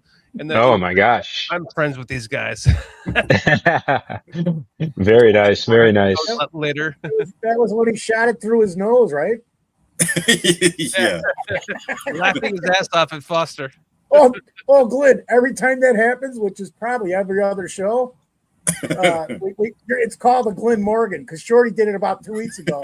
He said it is a pretty classy name, man. I'm not surprised by that. I know, he just goes, like, oh, you got Glenn. You got Glenn. Glenn warned you. Don't breathe, eat, or drink anything if I'm going to say something. You know? I mean, you were blessed with a combination of Glenn Levitt and Captain Morgan, obviously. So how could it not be something classy? Okay, I mean, you got to maximize, right? You got to use your leverage when you can. So that's right. That's right. I had a question about I wanted your opinion on our running backs. I know you mentioned DeAndre is getting up there in age, but my question was not about so much as age, but more so what he has done this season. I don't think the majority of us really spent too much time watching him play in Philadelphia and Detroit in years past. We were probably in our own vacuum back then. But what we see this year compared to whatever he did in prior years, are you surprised that he really got to a different usage of his gifts to where he was able to actually change how he danced behind the line of scrimmage and started spending more of his attempts going straight line, attacking the gaps instead of I don't want to say being wishy-washy, but waiting longer than he had to. And now to the point where I've seen him do things that I had not seen previously, such as dragging a couple of guys with him 6 yards down the field, getting those 2-3 extra yards. I'd not seen that before. Are you surprised by that? And what do you attribute that to? Am I surprised by it? Pleasantly surprised. I think surprised maybe not. That may be a bit strong for me. I'm pleased that he's chosen to elevate or to morph into more of a complete back in terms of running the ball. I think he's a complete back in terms of being able to catch the ball and what have you. But in terms of being more physical, you're speaking to his physicality basically, and you're absolutely right. He wasn't running with that same type of energy, that same type of physicalness, so to speak. Even at Georgia, he a lot of times when you're a better athlete in college, it shows, and so it's hard to really say unless you're, a big back that you're running with that type of, like Derrick Henry. He's never been, will never be that. He basically epitomizes his last name. If anybody lives up to his last name, if this guy's one thing I love about football players, sometimes you have a last name and it fits perfectly. Like I think the Bears had a linebacker, Michael Stonebreaker. It's like, it's a great linebacker name. It's a great linebacker. Of course, you're a linebacker. You have to be, So for Swift, he runs, swiftly. That's his style. But to your point, what do I attribute that to? Because you're right, you didn't really see that in Detroit. And what I was concerned with when Ben Johnson got here, I was like, well, Ben had you for a year, and then the next year they went out and got our former back Montgomery to run with more physicality, and then they drafted Jahmyr Gibbs. Hold on a second. Before you go on a long-winded, I know you, Glenn. I want to say thank you to a newbie, Jim Williams, with a $5 super chat. Thank you so much. Thank you for joining the show tonight. Thank you for hanging out with us and donating your hard-earned money. We really appreciate it. Go ahead. But to answer your question, what do I attribute it to? I attribute it to Eric Bieniemy. And coaching matters. Coaching matters because Eric was like, no, you know what? You're good at this, but you'll be better if you do this. And convincing a player, especially when they've been in the league and they've had some success in the league, to change their style or to adapt their style to what is being asked by this current coaching staff is not always an easy thing. So you have to have the respect in the ear of the player. And Eric Bieniemy, I think he gets that, and he demands that. And then not only that, but when you've got a young buck behind you who runs with that type of, energy, it's like it's either does one or two, or something. Either it becomes contagious, or you're like, okay, I need to get the rock, so I got to beat, I got to beat better than him at that, or maybe a combination of both. And I think that's what we're seeing. I think it's the Bieniemy factor. I think it's Monangai, and I think it's the coaching staff as a whole. And it's benefited the Bears it tremendously, and because of that, the play action is so much better, and it's much more sellable.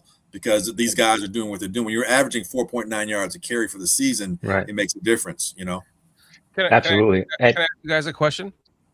No, we just discovered that that's the only reason Glenn's drinking Squatch is to cope with your strange questions. Somebody put it in the chat. It was in the chat. One of the guys in the chat. That's my cousin. He can go bite himself. Oh, that was Steve. But yeah. So he knows me better than you guys. He can go sit on a Potsy. My question to you is, do you think that right, Glenn? Go sit on a Potsy. Yeah, I remember. What is the weather going to do for this game? Because if I remember historically, Stafford sucks in the cold weather. He's historically lost to us at home, right? It's a bit of a misnomer. He was on bad teams. That'd be why he sucked. Yeah. But he's coming from 80 degrees and coming into Chicago this week into 10 wind, cold. What do you guys think the weather will make a difference in this game, considering that I think Stafford has like he has like one win in his career in below 40 degrees weather? That's a fan's focus. That's our focus. The players, you can't lean into that or buy that. It's going to come down to who can handle being hit in that weather. Not so much how cold they are, but who can handle the intensity of the physicalness that's going to be imposed, on one another. Who can handle that? That's going to test your heart. And can you take that hit the third, fourth, fifth time in a row? Can you take that in the third quarter when not only are you being hit by someone, but you're hitting a hard ground? And if you're not used to that or comfortable with that, that can test you mentally as well as physically. So the cold weather, yeah, it's a factor, but don't think that it's not a factor for both sides, unless one side is maybe a bit more used to it in terms of what it feels like, not so much how the cold is, but what it feels like when I'm being hit in the cold, when I'm falling down in the cold, when I try to catch a pass and my fingertips, are being scalded because both quarterbacks can really zip the ball in there. Can I handle the cold when the ball is a little more slick now because it's not as warm? All those things, just like McManus found out. He's a Green Bay kicker, so it's not like he's not used to cold weather. But playing in Soldier Field's different because it's not just about how cold it is. Not only is it the wind swirling, but you're right off the lake. And sometimes the humidity or the density from the lake can make that ball a little heavier and make it a little different. And then there's the whole psycho stuff you do to yourself when you see the flags going, and you can psych yourself out. So those are the things that I think you're asking about, but we won't know until maybe the second quarter. We won't know until maybe, after halftime, after they've warmed up and come back out, and like how much do they really want to get at it? Like we've seen it visibly happen in certain teams. Like I remember when Michael Vick and the Falcons came here, it was a Monday night game. You could tell they want no parts of playing and being hit in the cold. They're like, keep the clock running. There's no need to stop this. Can we run it? No need to pass anymore. And they were ready to go after the second quarter. You can tell sometimes, but then there are other times with San Francisco, their California team. It was the 1990 they came in here and whooped our ass. It's the last time the Ditka Bears had a chance to get to the Super Bowl. And then when I say whipped their ass, they whipped our ass. It was like bear weather. What bear weather? So I don't put a lot of stock in it. I get what you're saying. They're from the warm weather and they play indoors as well.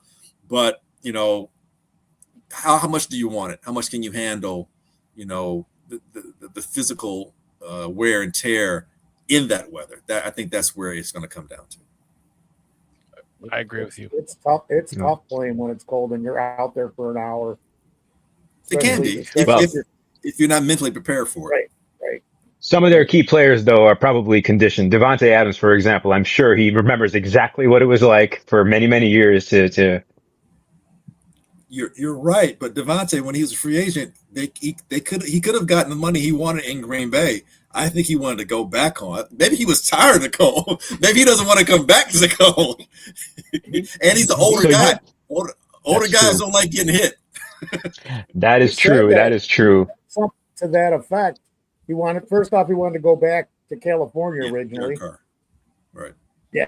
Well, what's funny is a lot of players do say that. Remember Curtis Conway? He had that same problem, if you remember. Yeah, Stafford. And they pulled something up with Stafford Street where it was showing his stats, and he had a couple games where he threw like 3 touchdowns and almost 400 yards in the terrible. Hell yeah! I think it was 20 degrees or less in those games. And then I saw something else where he was 3-3, but the Rams as a team are 1-9 in under 32 degrees, which would be 31. And these are just numbers. Again, they're stats. They don't mean anything. But they are something to be said there. I mean, yeah. But again, is that the same team that was like we beat last year? Because the Bears beat the Rams last year in Soldier Field. Right. Well, their running back is not the same as last year. Yeah. I think Puka was out. Yep. They didn't have the team until later in the year because I'm going, man, these Rams could win the Super Bowl, and they were really one play away from being in the Super Bowl.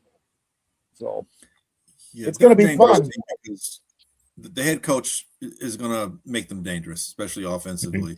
And he's not afraid, and he doesn't make some of the same conservative mistakes we saw LaFleur make time and time again. I don't just mean against the Bears. I mean, several playoff games, there are times where LaFleur's being conservative has cost them the game or led to them, not maximizing their opportunities in a game. Also, too, if there's any play action offense that's better than the Bears right now, it's the Rams and probably the Lions. Other than that, I see the Bears are probably top 3 when it comes to play action offense and being, adept in getting production from it. But McVay is top of the line when it comes to that, and they've got 2 good running backs who are interchangeable. I think combined they're close to 2,000 yards combined. And Kyron Williams has like 3 receiving touchdowns on top of his 10 rushing touchdowns. And you're looking at Corum with 6 rushing touchdowns himself. And you're looking at Puka and Devontae, who they're not going to beat you with speed. They're not the speed threats that Watson or Reed were for Green Bay, which was a concern I had going into the Green Bay game. But they're physical. These guys who they get off press coverage and they can catch contested passes with the best of them. And Puka he's no joke. I mean, he's a linebacker playing a wide receiver, to be quite honest with you. So those are some things where, I don't know how much the Bears want to do any one-on-one matchups. They're going to have to be very creative. They're going to have to be consistent, and they're going to have to come at them in waves. And we saw a little bit of that in the last game where we saw Stevenson out sometimes, Jalen out, seeing Deshaun Wright out sometimes. I think you're going to have to utilize your wide receivers interchangeably just to give those guys different looks, different ways they're being played out there, in on field. And the Bears have some length at their cornerback. I mean, it'd be great if Terrell Smith was healthy. That's another big cornerback you'd have out there. But the Bears are going to have to play physical, out on the perimeter and along the border with both those wide receivers. So yeah, man, it can be a bit of an issue. I don't know. The line is solid.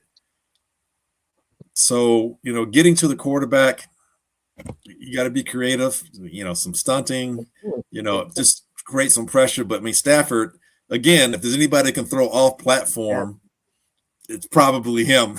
That guy has so many different arm angles, and he's been doing it for a long time. And like you say, he's been playing some of his best ball. I don't know what drug he's been taking all year to keep that back, fluid and loose enough so he can throw. But whatever it is, it's helped him 4,700 yards passing. And was it 47 touchdowns? So that's a concern. That's a concern. Believe it or Let not, me ask you. Oh, right after this, Shree, I'm just going to record. Yep. So believe it or not, I'm doing my draft for my fantasy team, and I've had Stafford start every game except for the week that he had a bye, and it's paid off because I built my whole team around Stafford. I was like, man, I'm screwed because now I'm going to end up with an old team, and I did, but it was Stafford and CMC and Kittle. It was a bunch of old guys. Man, I did really good, and then for some reason I pick up JSM and he has his worst week, and everybody's played subpar. So I play in a guillotine league, so I was out after like week 13, man. Wow. But then I checked and I'm going, man, if I made it through that week, I would have won the champion. It's for like $900. I would have won it because they killed it. 1 week though, 1 week, and you're done. But I mean, and then guess who was sitting on my bench all year? Blake Corum and Tank Bigsby, and then the kid from I always get him too early. I had Blake Corum all last year. Finally got rid of him. Right. I just get him too early. Khalil Shakur had a year too early. Every guy I get at the bottom of my draft is like a year too early. That used to be the fortune of the Bears, a year too late. I'm glad it's not like that anymore. Go ahead, Shree. I didn't mean to cut you off. No. My fault, man. My fault. I'm senile and tired, and this beard. Oh, stop it. Stop it. We're the same age, brother. Stop it. I was going to ask you, Glenn. I know that whatever adjustments Dennis Allen made in the second half against Green Bay last Sunday, he guessed right. He hit well on everything from deciding to go to a lot more press coverage and also doing his best channeling of Brian Flores that he could randomly, and that certainly had an effect on Jordan Love. My question for you is, if you are in his shoes this coming weekend, and we know how well what Stafford's numbers are under pressure and then also not under pressure, he's tough to beat under either scenario just because of the experience that he's cultivated over 16 years, plus his just still base skill level is fantastic. Would you, if you were in Dennis Allen's position, would you still start the game or even go into the second quarter, kind of like how he did against Green Bay, playing just 4-3 base and seeing what happens for a full half first? Or now that the stakes are what they are, how would you play and scheme that first half, would you say? I think you want to hold a little something back that you might need later in the game if you know that they haven't seen yet. I think you want to do that. I think going forward, the base 4-3 to some degree, because you want to see if you can stop / contain their run. Because if you're able to do that, the play action is not going to be as effective, and now you can play better. Zone, man, zone. A mixture on those receivers. Because again, like I said, you don't necessarily get beat deep because of their speed. You're getting beat deep because the safeties are up because of the run, and they get caught on a play action situation. And then, so whatever else McVay may do, the scheme open, the receiver. So you don't have to, when I say don't worry, I mean, the Bears corners have enough speed to stick with them. So I think you really need to contain that run so that that's not something that is making the linebackers move up, that's making the safeties move up. And then you can play a better pass defense against them. Even here's the one thing about Stafford: as good and great as he has been, and he's in McVay's system, he turns the ball over a lot less, but that doesn't mean he's not prone to some interceptions. I mean, we've seen him over the years. There are times where they'll come in bunches sometimes with him too. They may come 2 or 3 in the game, and you wouldn't expect it, but it does happen. And if there's any team this year, I'm talking this year, that can cause a team to have turnovers in bunches, it's been the Bears. I mean, to be quite honest with you, really should have had 2 fumble recoveries, maybe even 3 in the game against the Packers. They just weren't able to take advantage of that and secure them. So I think we'll see Stafford, turn the ball over, whether it's a fumble or interception. Whether or not the Bears are able to be opportunistic enough to maximize that remains to be seen. But I think he's going to give up one. I do, if hopefully more. But I think definitely one's going to happen. Just because, he's an older guy, he's more mature, but at his heart, he's still a gunslinger too, man. And when you got a young buck on the other side, sometimes you want to show him, I'm not quite saying it's an Oedipus Rex situation, but sometimes, you do have your edible moments out there. You just want to show the young guy. What old guy doesn't want to show the young guy, like, yeah, you think you can do this, but can you do it like this? So, and with that, sometimes ego, and that happens with the coaches too. Sometimes, hey, I want to show you that I'm a better schemer and better decision maker about how I set you up. And so, you got to manage your egos. You've got to manage, your players. You got to manage your energy, your enthusiasm. All these things are the game within the game within the game that we don't necessarily see per se. But after the game is over, we can opine on it a little bit more. It's like, man, I didn't even think that would happen, and then so on and so forth. So, do you think in that same note, Shree, I wanted to kind of go into what you touched about, because you're talking about halftime adjustments. Now, I can't remember it was one of the Bears players, and it was saw it on YouTube or something, but it was on ESPN radio or something. And he was saying, they said, what kind of adjustments did Dennis Allen have you guys make at halftime? And he goes, adjustments? He goes, to tell you the truth, and I'm not saying it the way he said it, because he said it perfect. He goes, we kind of just, after halftime, we didn't even talk too much about adjustments. We looked at each other in the eye and said, we've got to do better. We can play harder than this. I mean, it's out there. It's out there. Now, I don't know if I don't think it's fake, but that was out there. I think there was some adjustments made. They're playing players a little bit differently. And even a matter of, switching in and out certain players on certain plays, getting Gordon out there more in the second half than they had him in the first half. So adjustments, whether or not everything was a schematic adjustment from play to play, sure, that probably didn't happen. But there were adjustments being made because that was a completely different defense. And not saying they weren't playing harder or more, with urgency, but there were adjustments made. There's no way they would. There wasn't a corner and a linebacker creeping up to the line before the snap in the first half. Right. But I think it was Byard who said they definitely did make a good amount of adjustments, and DA started calling things a lot more aggressively. So that may have just been players not divulging too much, right? That too, exactly. Glenn, I have a scenario to propose. Let's say that for whatever reason, the elements play a factor in the passing game. Let's say the winds are gusting so much that even though Caleb and Stafford are absolutely capable of cutting the wind as and when they need to, but let's say whatever happens forces both offenses to dumb down the aggression and risk taking. What do you think about LA's run game if they did actually have to become not one-dimensional, but they had to lean on that? Are they capable of gashing teams for a whole game? Obviously, their stats are great. Williams is very, very good. Do you believe they're capable of literally gashing up and down the field for 3 to 4 quarters like that? Are they a dominant running game that their running game can take over a game? It's a good question. Quite honestly, I don't know. I don't know that necessarily what happened in the fashion of them having to strictly be limited, and by limited, just running the ball. I think because they're both adept pass catchers out the backfield, and even when the weather gets bad and the winds are gusting, you can still use your running backs in your passing game. And I think that's where McVay will utilize that.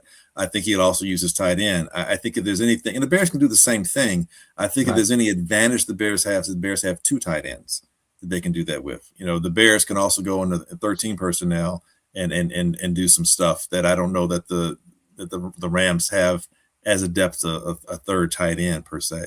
I think the weather, if it becomes that, limiting, that the passing games in terms of, down the field type kind of strikes aren't something that's going to really even be something safeties are worried about. I think that favors the Bears a smidge, and by a smidge, maybe 51-49% type kind of situation. But that's because I think the Bears, their personnel is a bit more adept, and the Bears are used to playing physical with their offense. We saw it in on Black Friday against the Eagles when we really saw it. Them able to impose their will on the game, and then we've seen it pretty much throughout the remainder of the season. And I think we'll see that going forward, and it's going to change the Bears division. The Bears division is going to become a much more physical division because of the Lions and the Bears. And not to get too far ahead, but getting back to your point, if that were to happen, I think that could favor the Bears because they're used to playing that way this year. A lot of times, and I'm going tangential because that's what I do. A lot of times people are saying like, how are you not worried when the Bears are behind? And, why are you so calm? I'm like, because they've been doing it all year and I just get into it. That's because that's who they are. That's who they are this year. And I think Foster said earlier something about the Rams and how we played them last year and beat them here. And you're saying it's different. Every year a team is a different team. Even the Chiefs, as good as they've been every year, they're like a bit of a different team. The Baltimore Ravens, there's no way you could tell me after last year and coming into this year, they were going to be this bad. What happened? Every year, whether coaches leave, whether players are a little bit older, whether players are on contract, whether people have things in their own lives that are happening, that their focus might be the same, whether coaches, whatever the case might be, every year it's almost a different team to some degree. So that being said, this year, this Bears team, I think if that weather situation comes up, Sri, like you mentioned, I think it can favor the Bears because they're used to playing that way and because they're used to playing outdoors more. I think the Rams, here's the thing, we talk so much about the cold, really the footing has been a big issue. We saw that even in the Green Bay game, and those are two outdoor teams. I mean, make no mistake about it, they both play in crappy weather, potentially every single year, and they're slipping and sliding, to the point that some people were getting injured because of, the conditions and how their feet were kind of maybe not grabbing the turf, whatever. So what you wear on your feet, shoes-wise, and knowing when to make the adjustment if you need to, that's something that the Rams may not have the experience doing because when have they done that this year? Again, that could be something that plays in the Bears' favor as well. Interesting. Can I just bring up? Oh, you're still here? Yeah, I came back.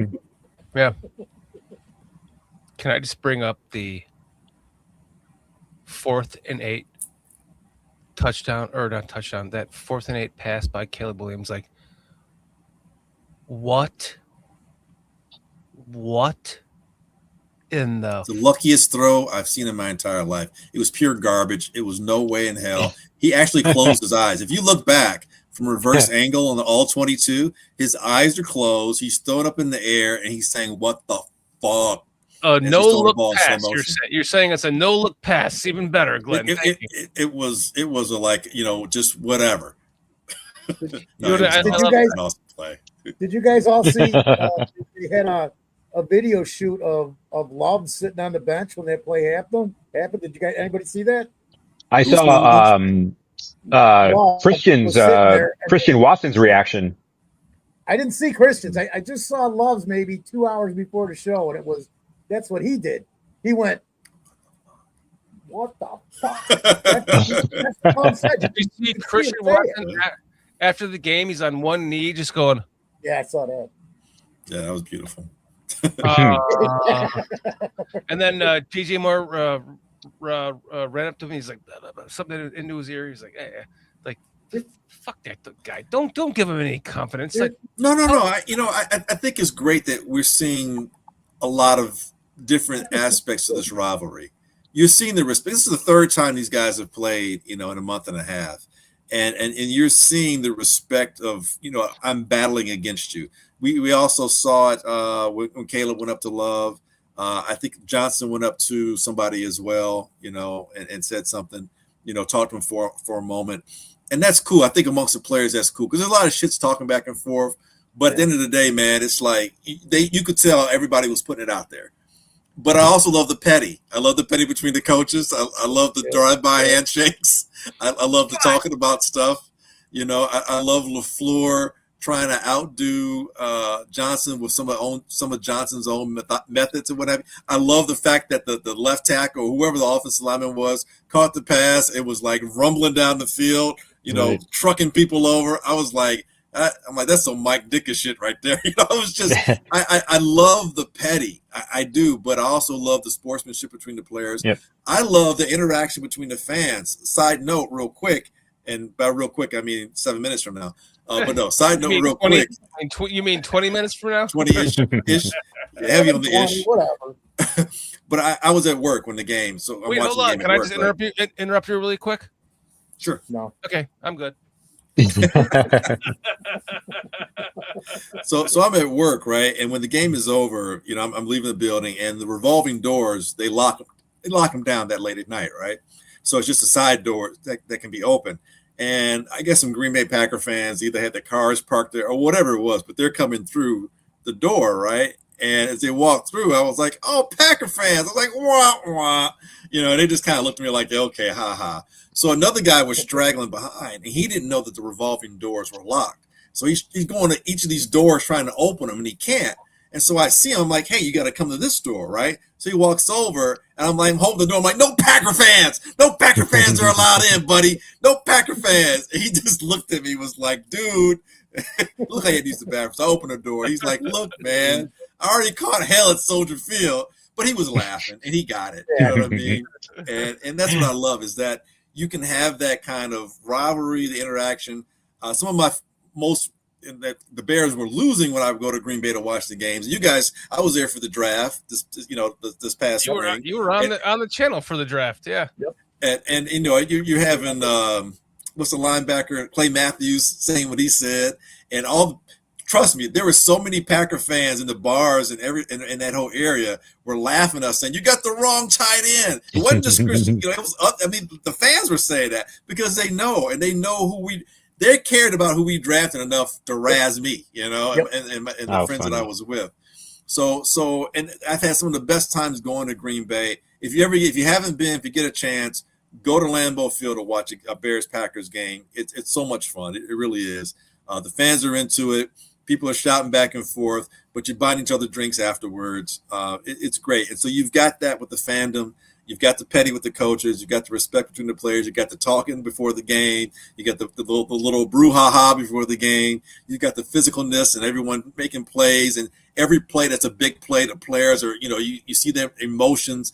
Every game was like freaking Muhammad Ali and Frazier. You know, it really was. It was like, you know, Frazier Ali Part 3. You know, it's just like, can it be as good, if not better, than the previous game? So I'm here. If we have Bears Packers 17 games, I'm here for it all. I really am.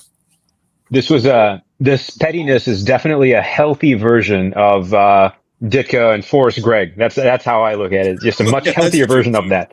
It's a little more mature, a little less visceral, and less hit listy and names written on towels and stuff. Yeah. Charles Martin, you go kick rocks. I worked with the Packer fans for 15 years, and he kept trying to, like, every year he'd be like, "Let's go to a Packers game." I worked with him like 4 feet from me. We had a running bet, a jersey bet every, you know, Monday or whatever game we played. I'm wearing a fucking Brett Favre jersey, and he finally wears a Brian Urlacher jersey, and I'm wearing a Brett Favre jersey for 4 more, you know, months, years in a row or whatever. And he kept trying to get me to go to a Packers game with him in Lambeau, and I was like, "Fuck you!" Just like you said, Haru Gobi. I'd never go to Lambeau Field. Hell no. I thought the same thing. I'm never going there. But now that I'm in my like early 50s, I'm like, I wish I would have done that, because it would have been. I'm gonna just be honest with you guys. It's different. Like Chicago, going to the pain in the ass it takes you to get to Soldier Field, and you know, you take a train, you drive, whatever you do, you park and you tailgate, and you take a train and you walk, and it's just a pain in the ass. But I've always loved about is that, like, you can just park in somebody's lawn and hang out with them, and you know, pay $20 or whatever to park on their lawn, and now you're like, they're feeding you brats and all that kind of stuff, beers and stuff, you know, because it's in a neighborhood. It's smack dab in the middle of a neighborhood, right? Yeah. I appreciate that. Fuck Green Bay Relentless Mikey. Fuck Green Bay. But I do appreciate that. Like, I hate to say it, but I do. Like, it pains me to say that I appreciate that, but I do. It's something that is. It takes, like, the only reason why the Packers have been so relevant for so long is because they have had a quarterback in that small town in the middle of fucking nowhere, Wisconsin, and in the middle of nowhere, NFL, by the way.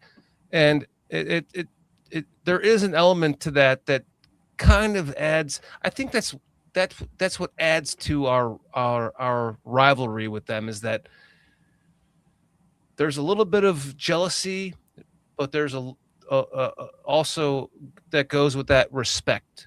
And it's hard to admit that you have that respect, but it goes both ways for them too, right? So now that we just, by the way, Green Bay, goodbye. Like, you know how many videos I've watched of the Packers fans, like, explosions of watching the Bears. How many guys? You guys too, right? Like, you're watching. Hilarious. Look at all the Packers, like, fans, like, melting down watching that game. It was just, I can watch that on a loop. There's so many of them. It's amazing. And kudos to all of you that have done that amazing work. Yes. It's fucking Thank amazing. Endless hours of content. Yes, thank you. Thank you. Endless. It's endless. But it's why, like, it's so nice to see the tides turn, because we are very similar. We're a big city, they're a tiny town, and we're only this far apart from each other, you know, in that regard. And they've owned us for whatever reason. Like, it's like the football gods have shined down upon them for whatever reason. And finally, we have seen the football gods turn to us and shine down upon us. And that's just like, I did not even know this existed 3 weeks ago, a month ago. Like, thank God somebody, do you even know how this came up to be? The guy that was making the cheese heads, they wouldn't let him do it for a while. They wouldn't let him do it. And he was like, well, I'm just going to make the cheese grater hats for Bears fans. And boom, there's no copyright, because they put a cease and desist on the guy who was making the cheese head foam hats for all the. And then they put a cease and desist. He was like, well, okay, this is for you, Bears fans. And I was like, I got to do that. That's mine. And boom, done. I got it like 4 days after the Packers game. Damn it. Wow. It was supposed to be here February 12th, but no, it came way early, a couple days too late. But I'm going to wear this damn thing for the rest of my life. The rest of my life, fellas. And I wanted to also say that 4th and 8 pass. Mm-hmm. Like, please, somebody explain that to me, because it's just, it's used to doing that. End all be all, a 4th and 8 dot. We talked about it earlier a little bit, but, like, I want to really talk about this. Like, jumping off the ground, throwing that pass with, like, a bum ankle, and he's used to doing that. I mean, he's used to doing that. We've seen him roll to his left and we saw it the first preseason game he played, I think, or the second preseason game he ever played last year. He loves going to his left, and it's unusual compared to other people, because, going to your left and throwing with your right arm, you don't expect him to be that accurate. But what he does a good job of doing is squaring his shoulders and releasing it and being able to torque his hips at the same time. And he's done it so often that it's second nature to him, to be quite honest with you. So I'm not trying to belittle the amazing pass that it was, but I'm not shocked that he could complete it or that it could get there, because we've seen him do that a lot. We saw him at USC do it. We've seen him here in Chicago do it. We've seen him do it, and it'd be an errant throw as well, because it's not something, if he did it 10 times, you would see the exact result the same way 10 times, because it's prone to be inaccurate and maybe sail.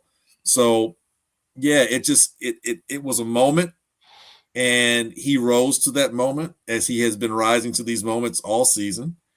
And he did something that he's used to doing, and the level of difficulty is ridiculous, especially if you're not used to doing it. You can't see Jordan Love making that throw.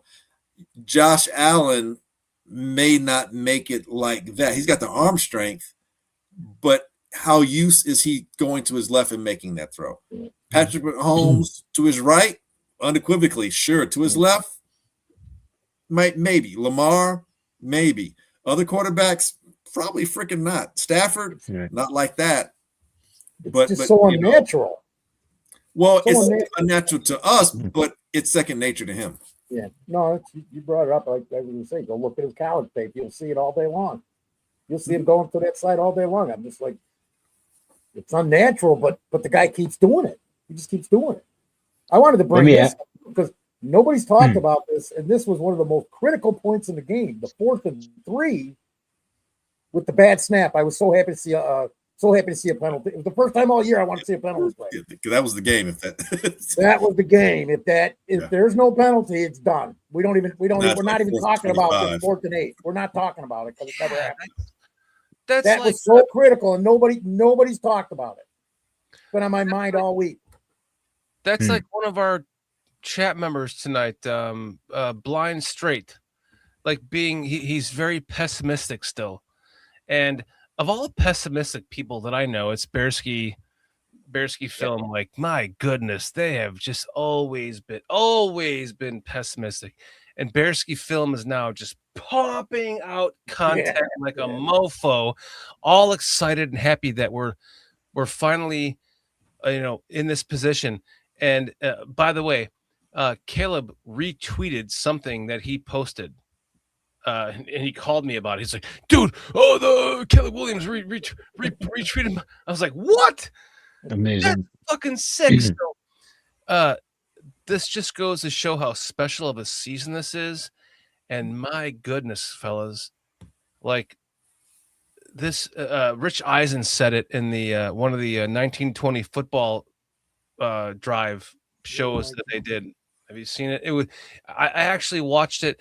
It was after the last Packers win, not this one, but it was right after that. The Bears posted a 1920 football, or I think it was a 1920 football drive. Maybe it was a preview of the next game, but I sat there crying like a baby. I watched it like 25 times in a row with just every time just tears, because it was like a somber music, and they were talking about Virginia, and she's the reason why this is happening, blah, blah, blah. And it was just, that one just totally got me. It's special. And in that video, they had a clip of Rich Eisen saying, "This just feels like a team of destiny." And that's when it just got me. It was just like, I don't like the Charles Barkley inference. If you remember the Phoenix Suns when they played the Bulls in like 93, whatever, he had just won the MVP, I think, and then he got up in front of the whole stadium before the game started. I think it was game 3 or 4, and he said these exact words: "I believe God has destined us to win the NBA championship this year. I believe we are a team of destiny." Anytime anyone ever mentions this is destiny, I always think of that series, and Charles Barkley, his face appears right in front of mine. That's it. You're getting pulled. Hey, you might as well pull me too. I cringe when I hear that for my team or whatever team it is that I'm rooting for, because it's like, let the destiny happen, and then after it's happened, then tell me you were a team of destiny. Right. Caleb said that. Beforehand, you're a team, with hopeful aspirations. That's what we all are at this point. But you're a team of destiny once you've actually, conquered something, Right. Caleb said that in that same video by the Bears, that destiny, like you have to complete it for destiny to become what it is. And you can't just assume destiny. You have to complete the mission for destiny to become summarized to become what it is. And you're correct about that, guys. Preparation. Yeah. Shorty, unfortunately, I got a bolt in a minute, man. I got to get up early tomorrow, unfortunately. Though I would. Same here. I've got to be at work by 7 o'clock tomorrow. All right. Before we do, may I give you my one play of the game that I still hold near and dear to my heart? It was, I think it was a third down. We were at like the 40-yard line or maybe the 30-yard line, and Caleb was about to get hit by a linebacker just in the pocket. He wasn't moving. He saw Monangai as his, I think, third option, and it was like a third and long. And I saw one of the most fantastic blocks I've seen in ages. Luther Burden took out two guys on his own. One was a pick, one was a block. They just happened to be at the same place. But Kyle Monangai actually got a first down and extended that drive because of Luther Burden. I don't think that would have happened had that wonderful, amazing block not taken place. So that is, there was that whole thing at the beginning of the season, no block, no rock. They kept saying that was personified in that play, and it was beautiful to me. Well said. Yeah. Well said. That was his only catch of the game. That's right. That's right. Only catch of the game. Critical. One question for you guys before we leave. How many touchdown passes did Willie Gault have in 1985? I'm going to give you three options. How many receptions? How many touchdown receptions did Willie Gault have in 1995? 1, 3, 7. Go. I think it was 5, but I'm not certain. I'm sort of kind of guessing. 5 or 7, but I want to say 5. Okay. I know that Silky D was leading the NFL at one point before Jim McMahon got hurt. Yeah. So I know he had. I would imagine he had more, but then he got hurt later on. I know he had the one against the Vikings. I remember that one. Right. So, and I imagine he had a few more, but yeah. I hope I'm wrong. Maybe it was 9. I don't know. For some reason, I'm flipping an odd number. Again? Did you give us a choice, Shorty? I said 1, 7, 9. Or 3. Oh, 1, 7, or 9. Yeah. Oh, then I'm gonna stick. Then I'm gonna go 9. Okay. I'm gonna go 7. Okay. That's what I was gonna go. You're all wrong. I heard this before. It was the one. It was one against Minnesota. The one against Minnesota. Yeah. Amazing. You know what the one was? Against Minnesota. Against Minnesota. Thursday night. And Walter made the block. That's right. It just so happened to be a short that I posted called "Greatest Play of Bears in Bears History," which now could be replaced with that throw on 4th and 8 by Caleb. But I titled it "Greatest Play in Bears History." 400,000 views on a short, and he only had that one touchdown the entire season. Crazy. Wow. Amazing. Just think if Peyton's not there to make that block, because that'll never happen. Because McMahon fell down on that when he off the snap. I don't know if you guys remember. He literally slipped, and then you just see Peyton, bam, take him out, and then his second pass of that game. Four passes, 3 touchdowns, or was it 5 passes, 3 touchdowns for McMahon? I don't something know. like that. It was something like that. That was the McMahon game that he'll forever have a place in my heart for the absolute warrior that he was, man. Unbelievable. That's kind of my point, is that this is what that game is for Caleb. Like, it was just ridiculous. Yeah. Stafford doesn't have a pinched nerve in his neck. Yep. Shri, I want to thank you for joining us tonight.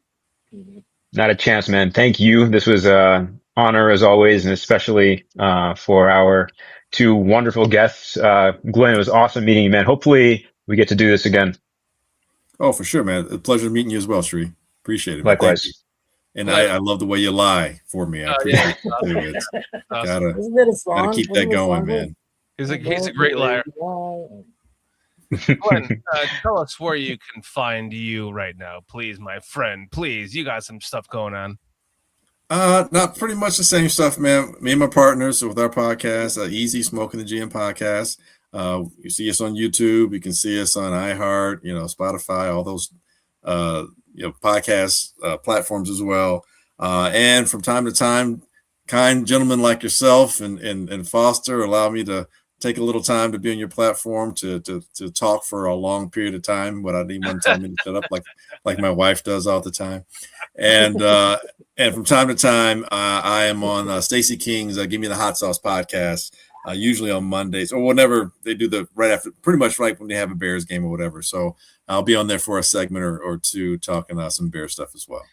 Glenn, you know that you are always welcome here anytime that you want. Just let me know. You got a link. I appreciate you, man. You're our longest tenured guest of all time. Not even close. It's an honor, man, and a privilege to have you as our friend, and much love and appreciation to you. And fuck Green Bay.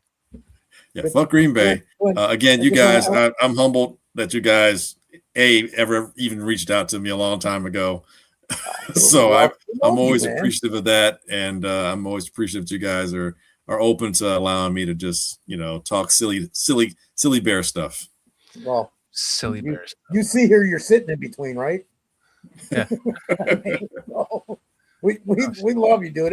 Anytime, you know that you got something to air. It's here.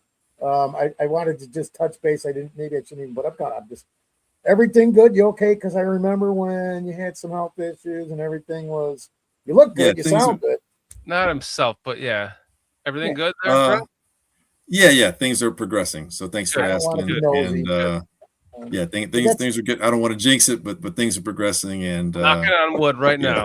Yeah, knocking on wood. So I don't like the Bears. The Bears, the arrow's pointing up. So there we go. Hey, come on with us next week when we win.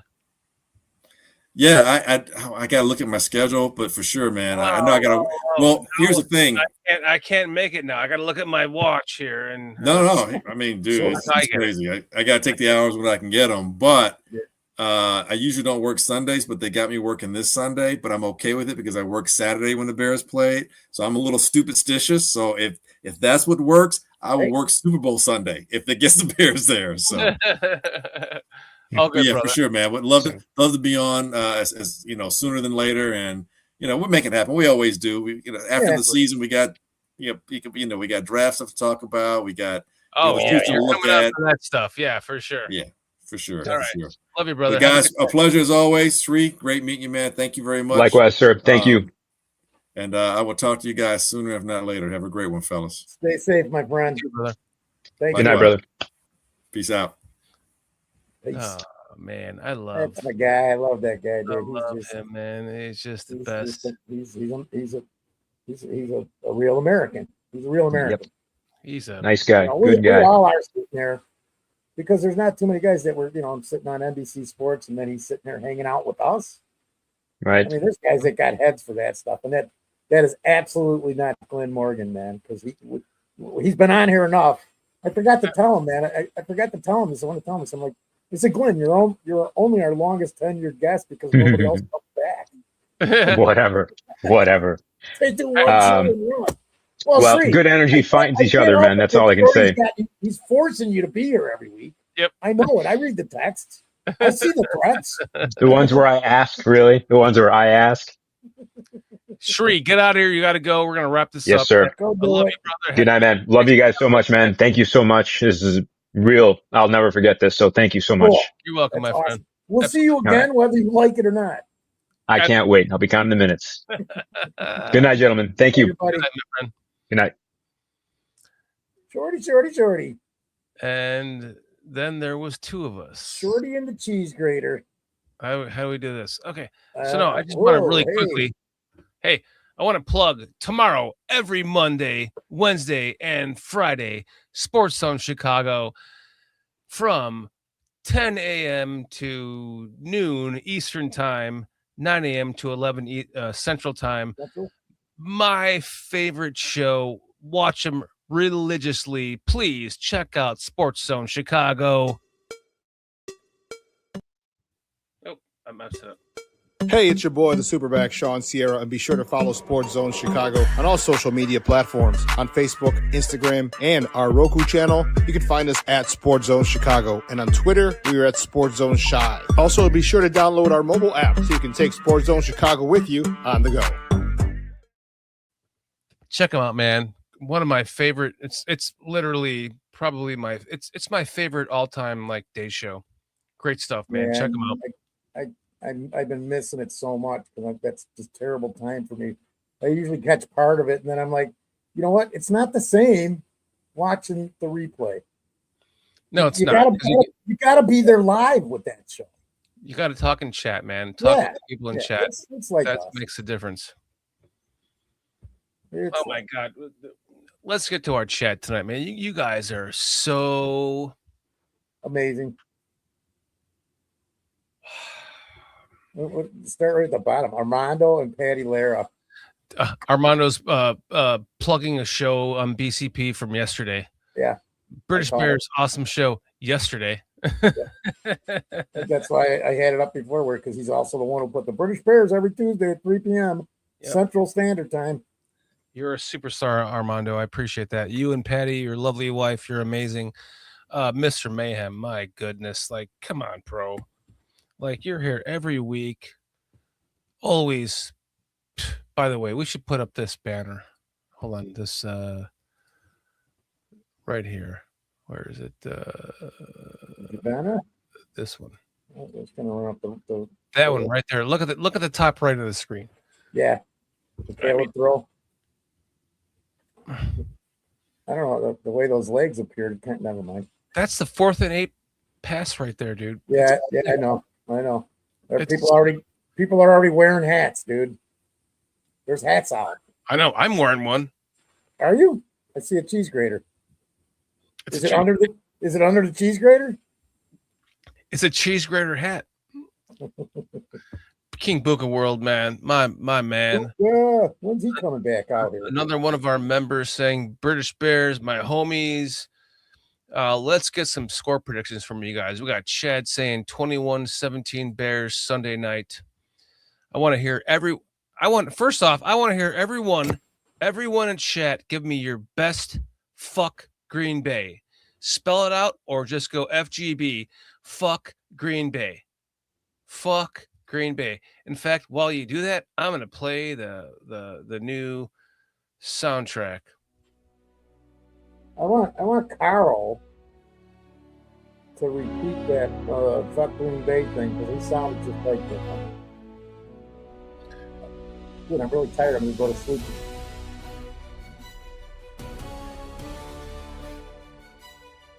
Green Bay.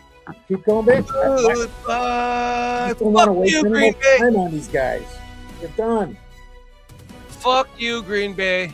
I want to hear the band Chicago Dialogue Part 2, and this should be the Bears theme song. We can make it happen. We can make it happen. Yeah. We can make it happen. We can make it happen. Yeah. We could change the world now. Just that song. I got to get it and play it because that should be their theme song, man. We can make it happen because. Yeah. I like this one more. Leroy Green Last Dragon. It's been a pleasure. Thank you for hanging out. Did you put up a score, Shorty? Not yet. Myself, I'm going to go. I think we're going to have some conditions, and it's not going to be quite what people think. So wait, while you're doing that, let's just listen to this. Okay.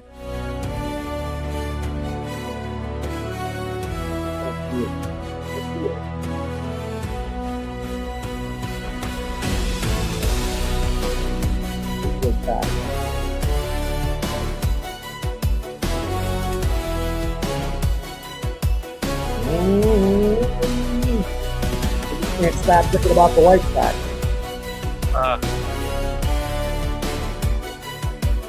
70s, dude. 70s.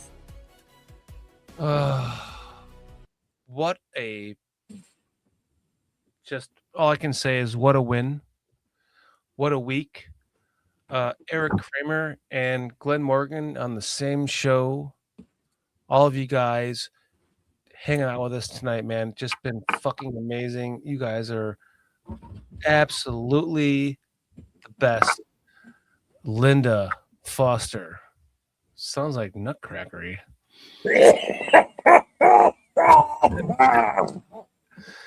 Patty Lara saying, fuck Green Bay. I'm falling. Don't kill yourself. Get up. 4 stars. What's up, my man? It's you, Dustin. Don't Stop Believing is already taken by another Chicago team. Yep. Steve Rogers says 42-38 Bears. Ooh.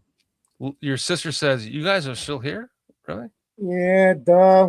You know your brother's a little off. So if I'm hanging with this guy, he must be off too. Steve Rogers says, fuck Green Bay. Green Bay, goodbye. Green Bay sucks. Green Bay sucks. Yeah. Fuck Green Bay. Minister Charles Johnson. 45-24 Bears. There's a real good one, Shorty. What's that? Flatulence, man. FGB. I missed it. Did you pull it up and I just cleared it? Yeah, there it is. Flatulence, man. Flatulence, man. Fuck Green Bay, flatulence. There you go. I want to say happy new teeth to you, Minister Charles Johnson. I hope you're enjoying all that steak you can eat now, my friend. It was an honor to help you with your bottom dentures, my friend. Honestly an honor. So hope you're enjoying them. Armando. He doesn't need to keep hearing that, but we got to stop. I know he does. He doesn't, but it's because we hey, good. Believe me, I was so happy that I was able just to contribute. I was in a position for the first time in a long time to help somebody else, because you're always helping me and other people have always been helping me the last few years because of all the crap going on. And so I get it. Good man, Charles. Good man.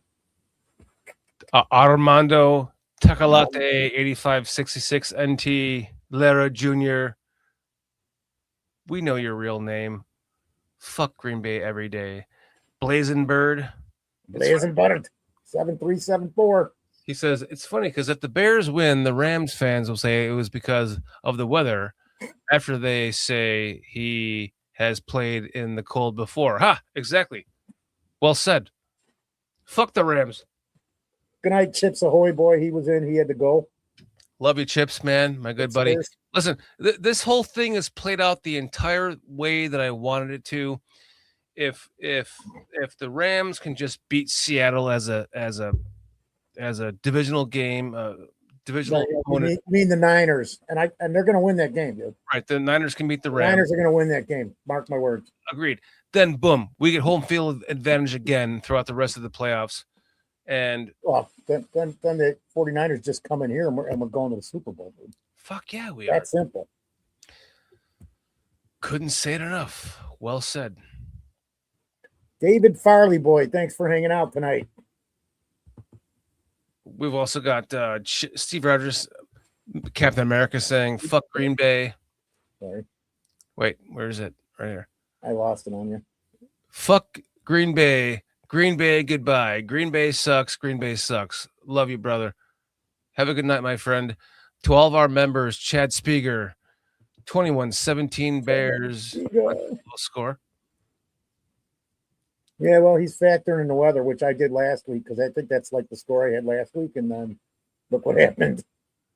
King Booker World, another member. Thank you, my friend. British Bears on. I think they're coming back next Tuesday at 3 p.m. Tuesday, 3 p.m. Check them out. Awesome stuff. Another member, Relentless Mikey. He had to go. Thank you for hanging out. We got 4 stars in the chat. Yep. They're on in about 40 minutes, matter of fact, right after. Yeah. Patty saying, Sports Zone Chicago, Sean Sierra tomorrow, 9 to 11. Check them out, guys. Please do. He's got an awesome show, man. If you have the ability to listen to them or watch them while you're working, great stuff that Sean puts out there, man. I would. I won't. I just won't be able to hear them because I'd have to carry my phone around and all day wherever I'm at. Just never mind. Tony morning. El Joe Nino says, fuck the Packers and fuck the Rams. That's good right. Stuff, my friend. That was my comment too, was FGB and FLAR2. Blazing Bird says it's funny because if the Bears win, the Rams fans will say it was because of the weather and the. You read this already. Yeah, I did. I'm an Sorry. asshole. I just was going to say your Steve Rogers, your cousin Steve. Steve Phillips. Steve Phillips. Blind Straight. Steve Rogers. Tony Moy. Harul. Mikey. Harul. Go by.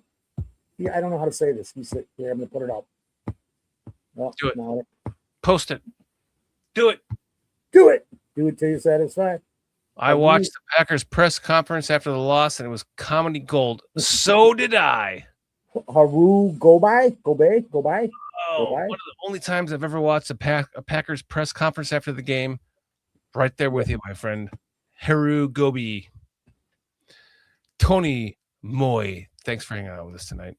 See you. Good. Yeah, I can't read that one either. Don't get me wrong. I will show respect to Green Bay, but it's just the fact that their players just talk too much shit, especially after losing to us. Totally true. Yeah. And thank you for joining us tonight. Shut up. Cliff Victoria, my man. Fuck Green Bay. Cliff. Fuck Green Bay.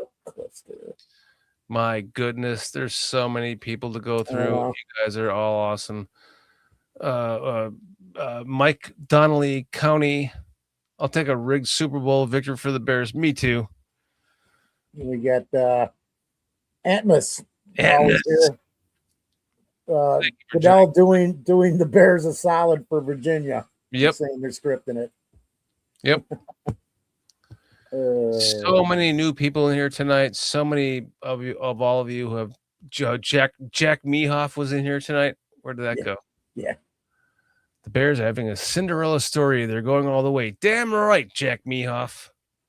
Carl and PJ were in here. They were in the chat for a while today. My cousin, Bears are practicing outdoors all week. Rams are not. Advantage, Bears. Wait, Steve, the Rams are practicing outdoor. They're cold playing. It's 40 degrees in LA. Yeah, fuck them. Fuck the Rams. I don't think 40 degrees is going to cut it, though, Shorty. Harley Wildhog. LA Rams don't need another Super Bowl victory. They're good. Well said. You guys are all so freaking awesome. Rome. Bears have been practicing outside this week without heaters. Rams have not, so we will have the advantage. Well said. Vomit Pig stopped in here tonight. You guys are amazing, man. Listen, I can go through this for an hour and a half to go through all of you in chat. You guys all know who you are. Yep. Lester Cock and Stuff. God, that's a great name. Great name. This is this is just amazing and so much fun, man. This made my day because it's really and every week is messed up for me, but today was insane, man. 3 different places, but I helped a bunch of people out and I feel good for it. I'm glad. Hey, like every Thursday just sneaks up on us, doesn't it? It's like, yeah, oh God. It's Thursday again? Jesus Christ. I want to make sure I'm sitting here by 7 o'clock. And on Wednesday, when I come home at like 2, 3 o'clock, it's already Wednesday at 7:30 and I'm late. Yeah. That's what it feels like. I know, me too. What happened to the 3 days before this? They just Bearski. Gone, Bearski, I want to thank you, Bearski, for sharing your content with us that we put in the opener. Please go back and watch the opener at the very least. Give it a minute and a half to see our appreciation for you. So I want to thank you for that, Bearski, for your content creation and all that you do and sharing it with us and allowing us to use it because it's not copyright content. And so it means a lot that you put all that work into it and you're willing to share it with us. So thank you, Bearski. To everyone else, man. You guys Jim Williams gave us the $5 super chat earlier. I want to thank you for Jim Williams for the $5 super. Thank you very much, Jim. Yeah. Final thoughts on, do you want to give a score prediction or? I actually put it in the chat. You did. My prediction is this 27-19 Bears. I think I said something like they're going to play like that second half. Go ahead, what? I think I said like 35 something. I don't remember. this point. Where was it on? Listen, Bears win. That's all I have to say. Bears win. Did you say it on the British Bears? Because I know I said that there too. I did. Yeah, it was like 35-17 or something. Just making sure we got you covered, man. 35-21 maybe. But Patty's promoting us already every Thursday on BCP. Thank you. Yeah. Patty, love and appreciate you and your husband. Oh. Yeah, I gotta get out to next time you're in town. If we got to get out to Dino's and go visit the Laras. We will for sure. They live right there too. They could go there almost any time. They told me. Haru Gobe says, "I'm Japanese. That's why my name is weird." Okay. Thank you for joining us tonight, Haru. Absolutely. Appreciate it. I love the Japanese culture. It's my second favorite after American culture. I really do mean that. I love the Japanese culture. So thank you for joining us tonight. It's been an honor and a pleasure to hang out with you tonight. And for every one of you else in chat, man, it's been an absolute honor and a pleasure to hang out with all of you. And I hope you enjoyed what we had to deliver to you tonight with Erik Kramer coming on and Glenn Morgan taking over the show once again, as he always does. It's a pleasure and an honor to be here with you every Thursday night. And I just want to thank you guys from the bottom of my heart. Thank you guys. So, Foster, you want to end this shit on a dorky ass? Our forever 1, 2, 3. 1, 2, 3. 4. Bears win. Bears. We BCP. We BCP.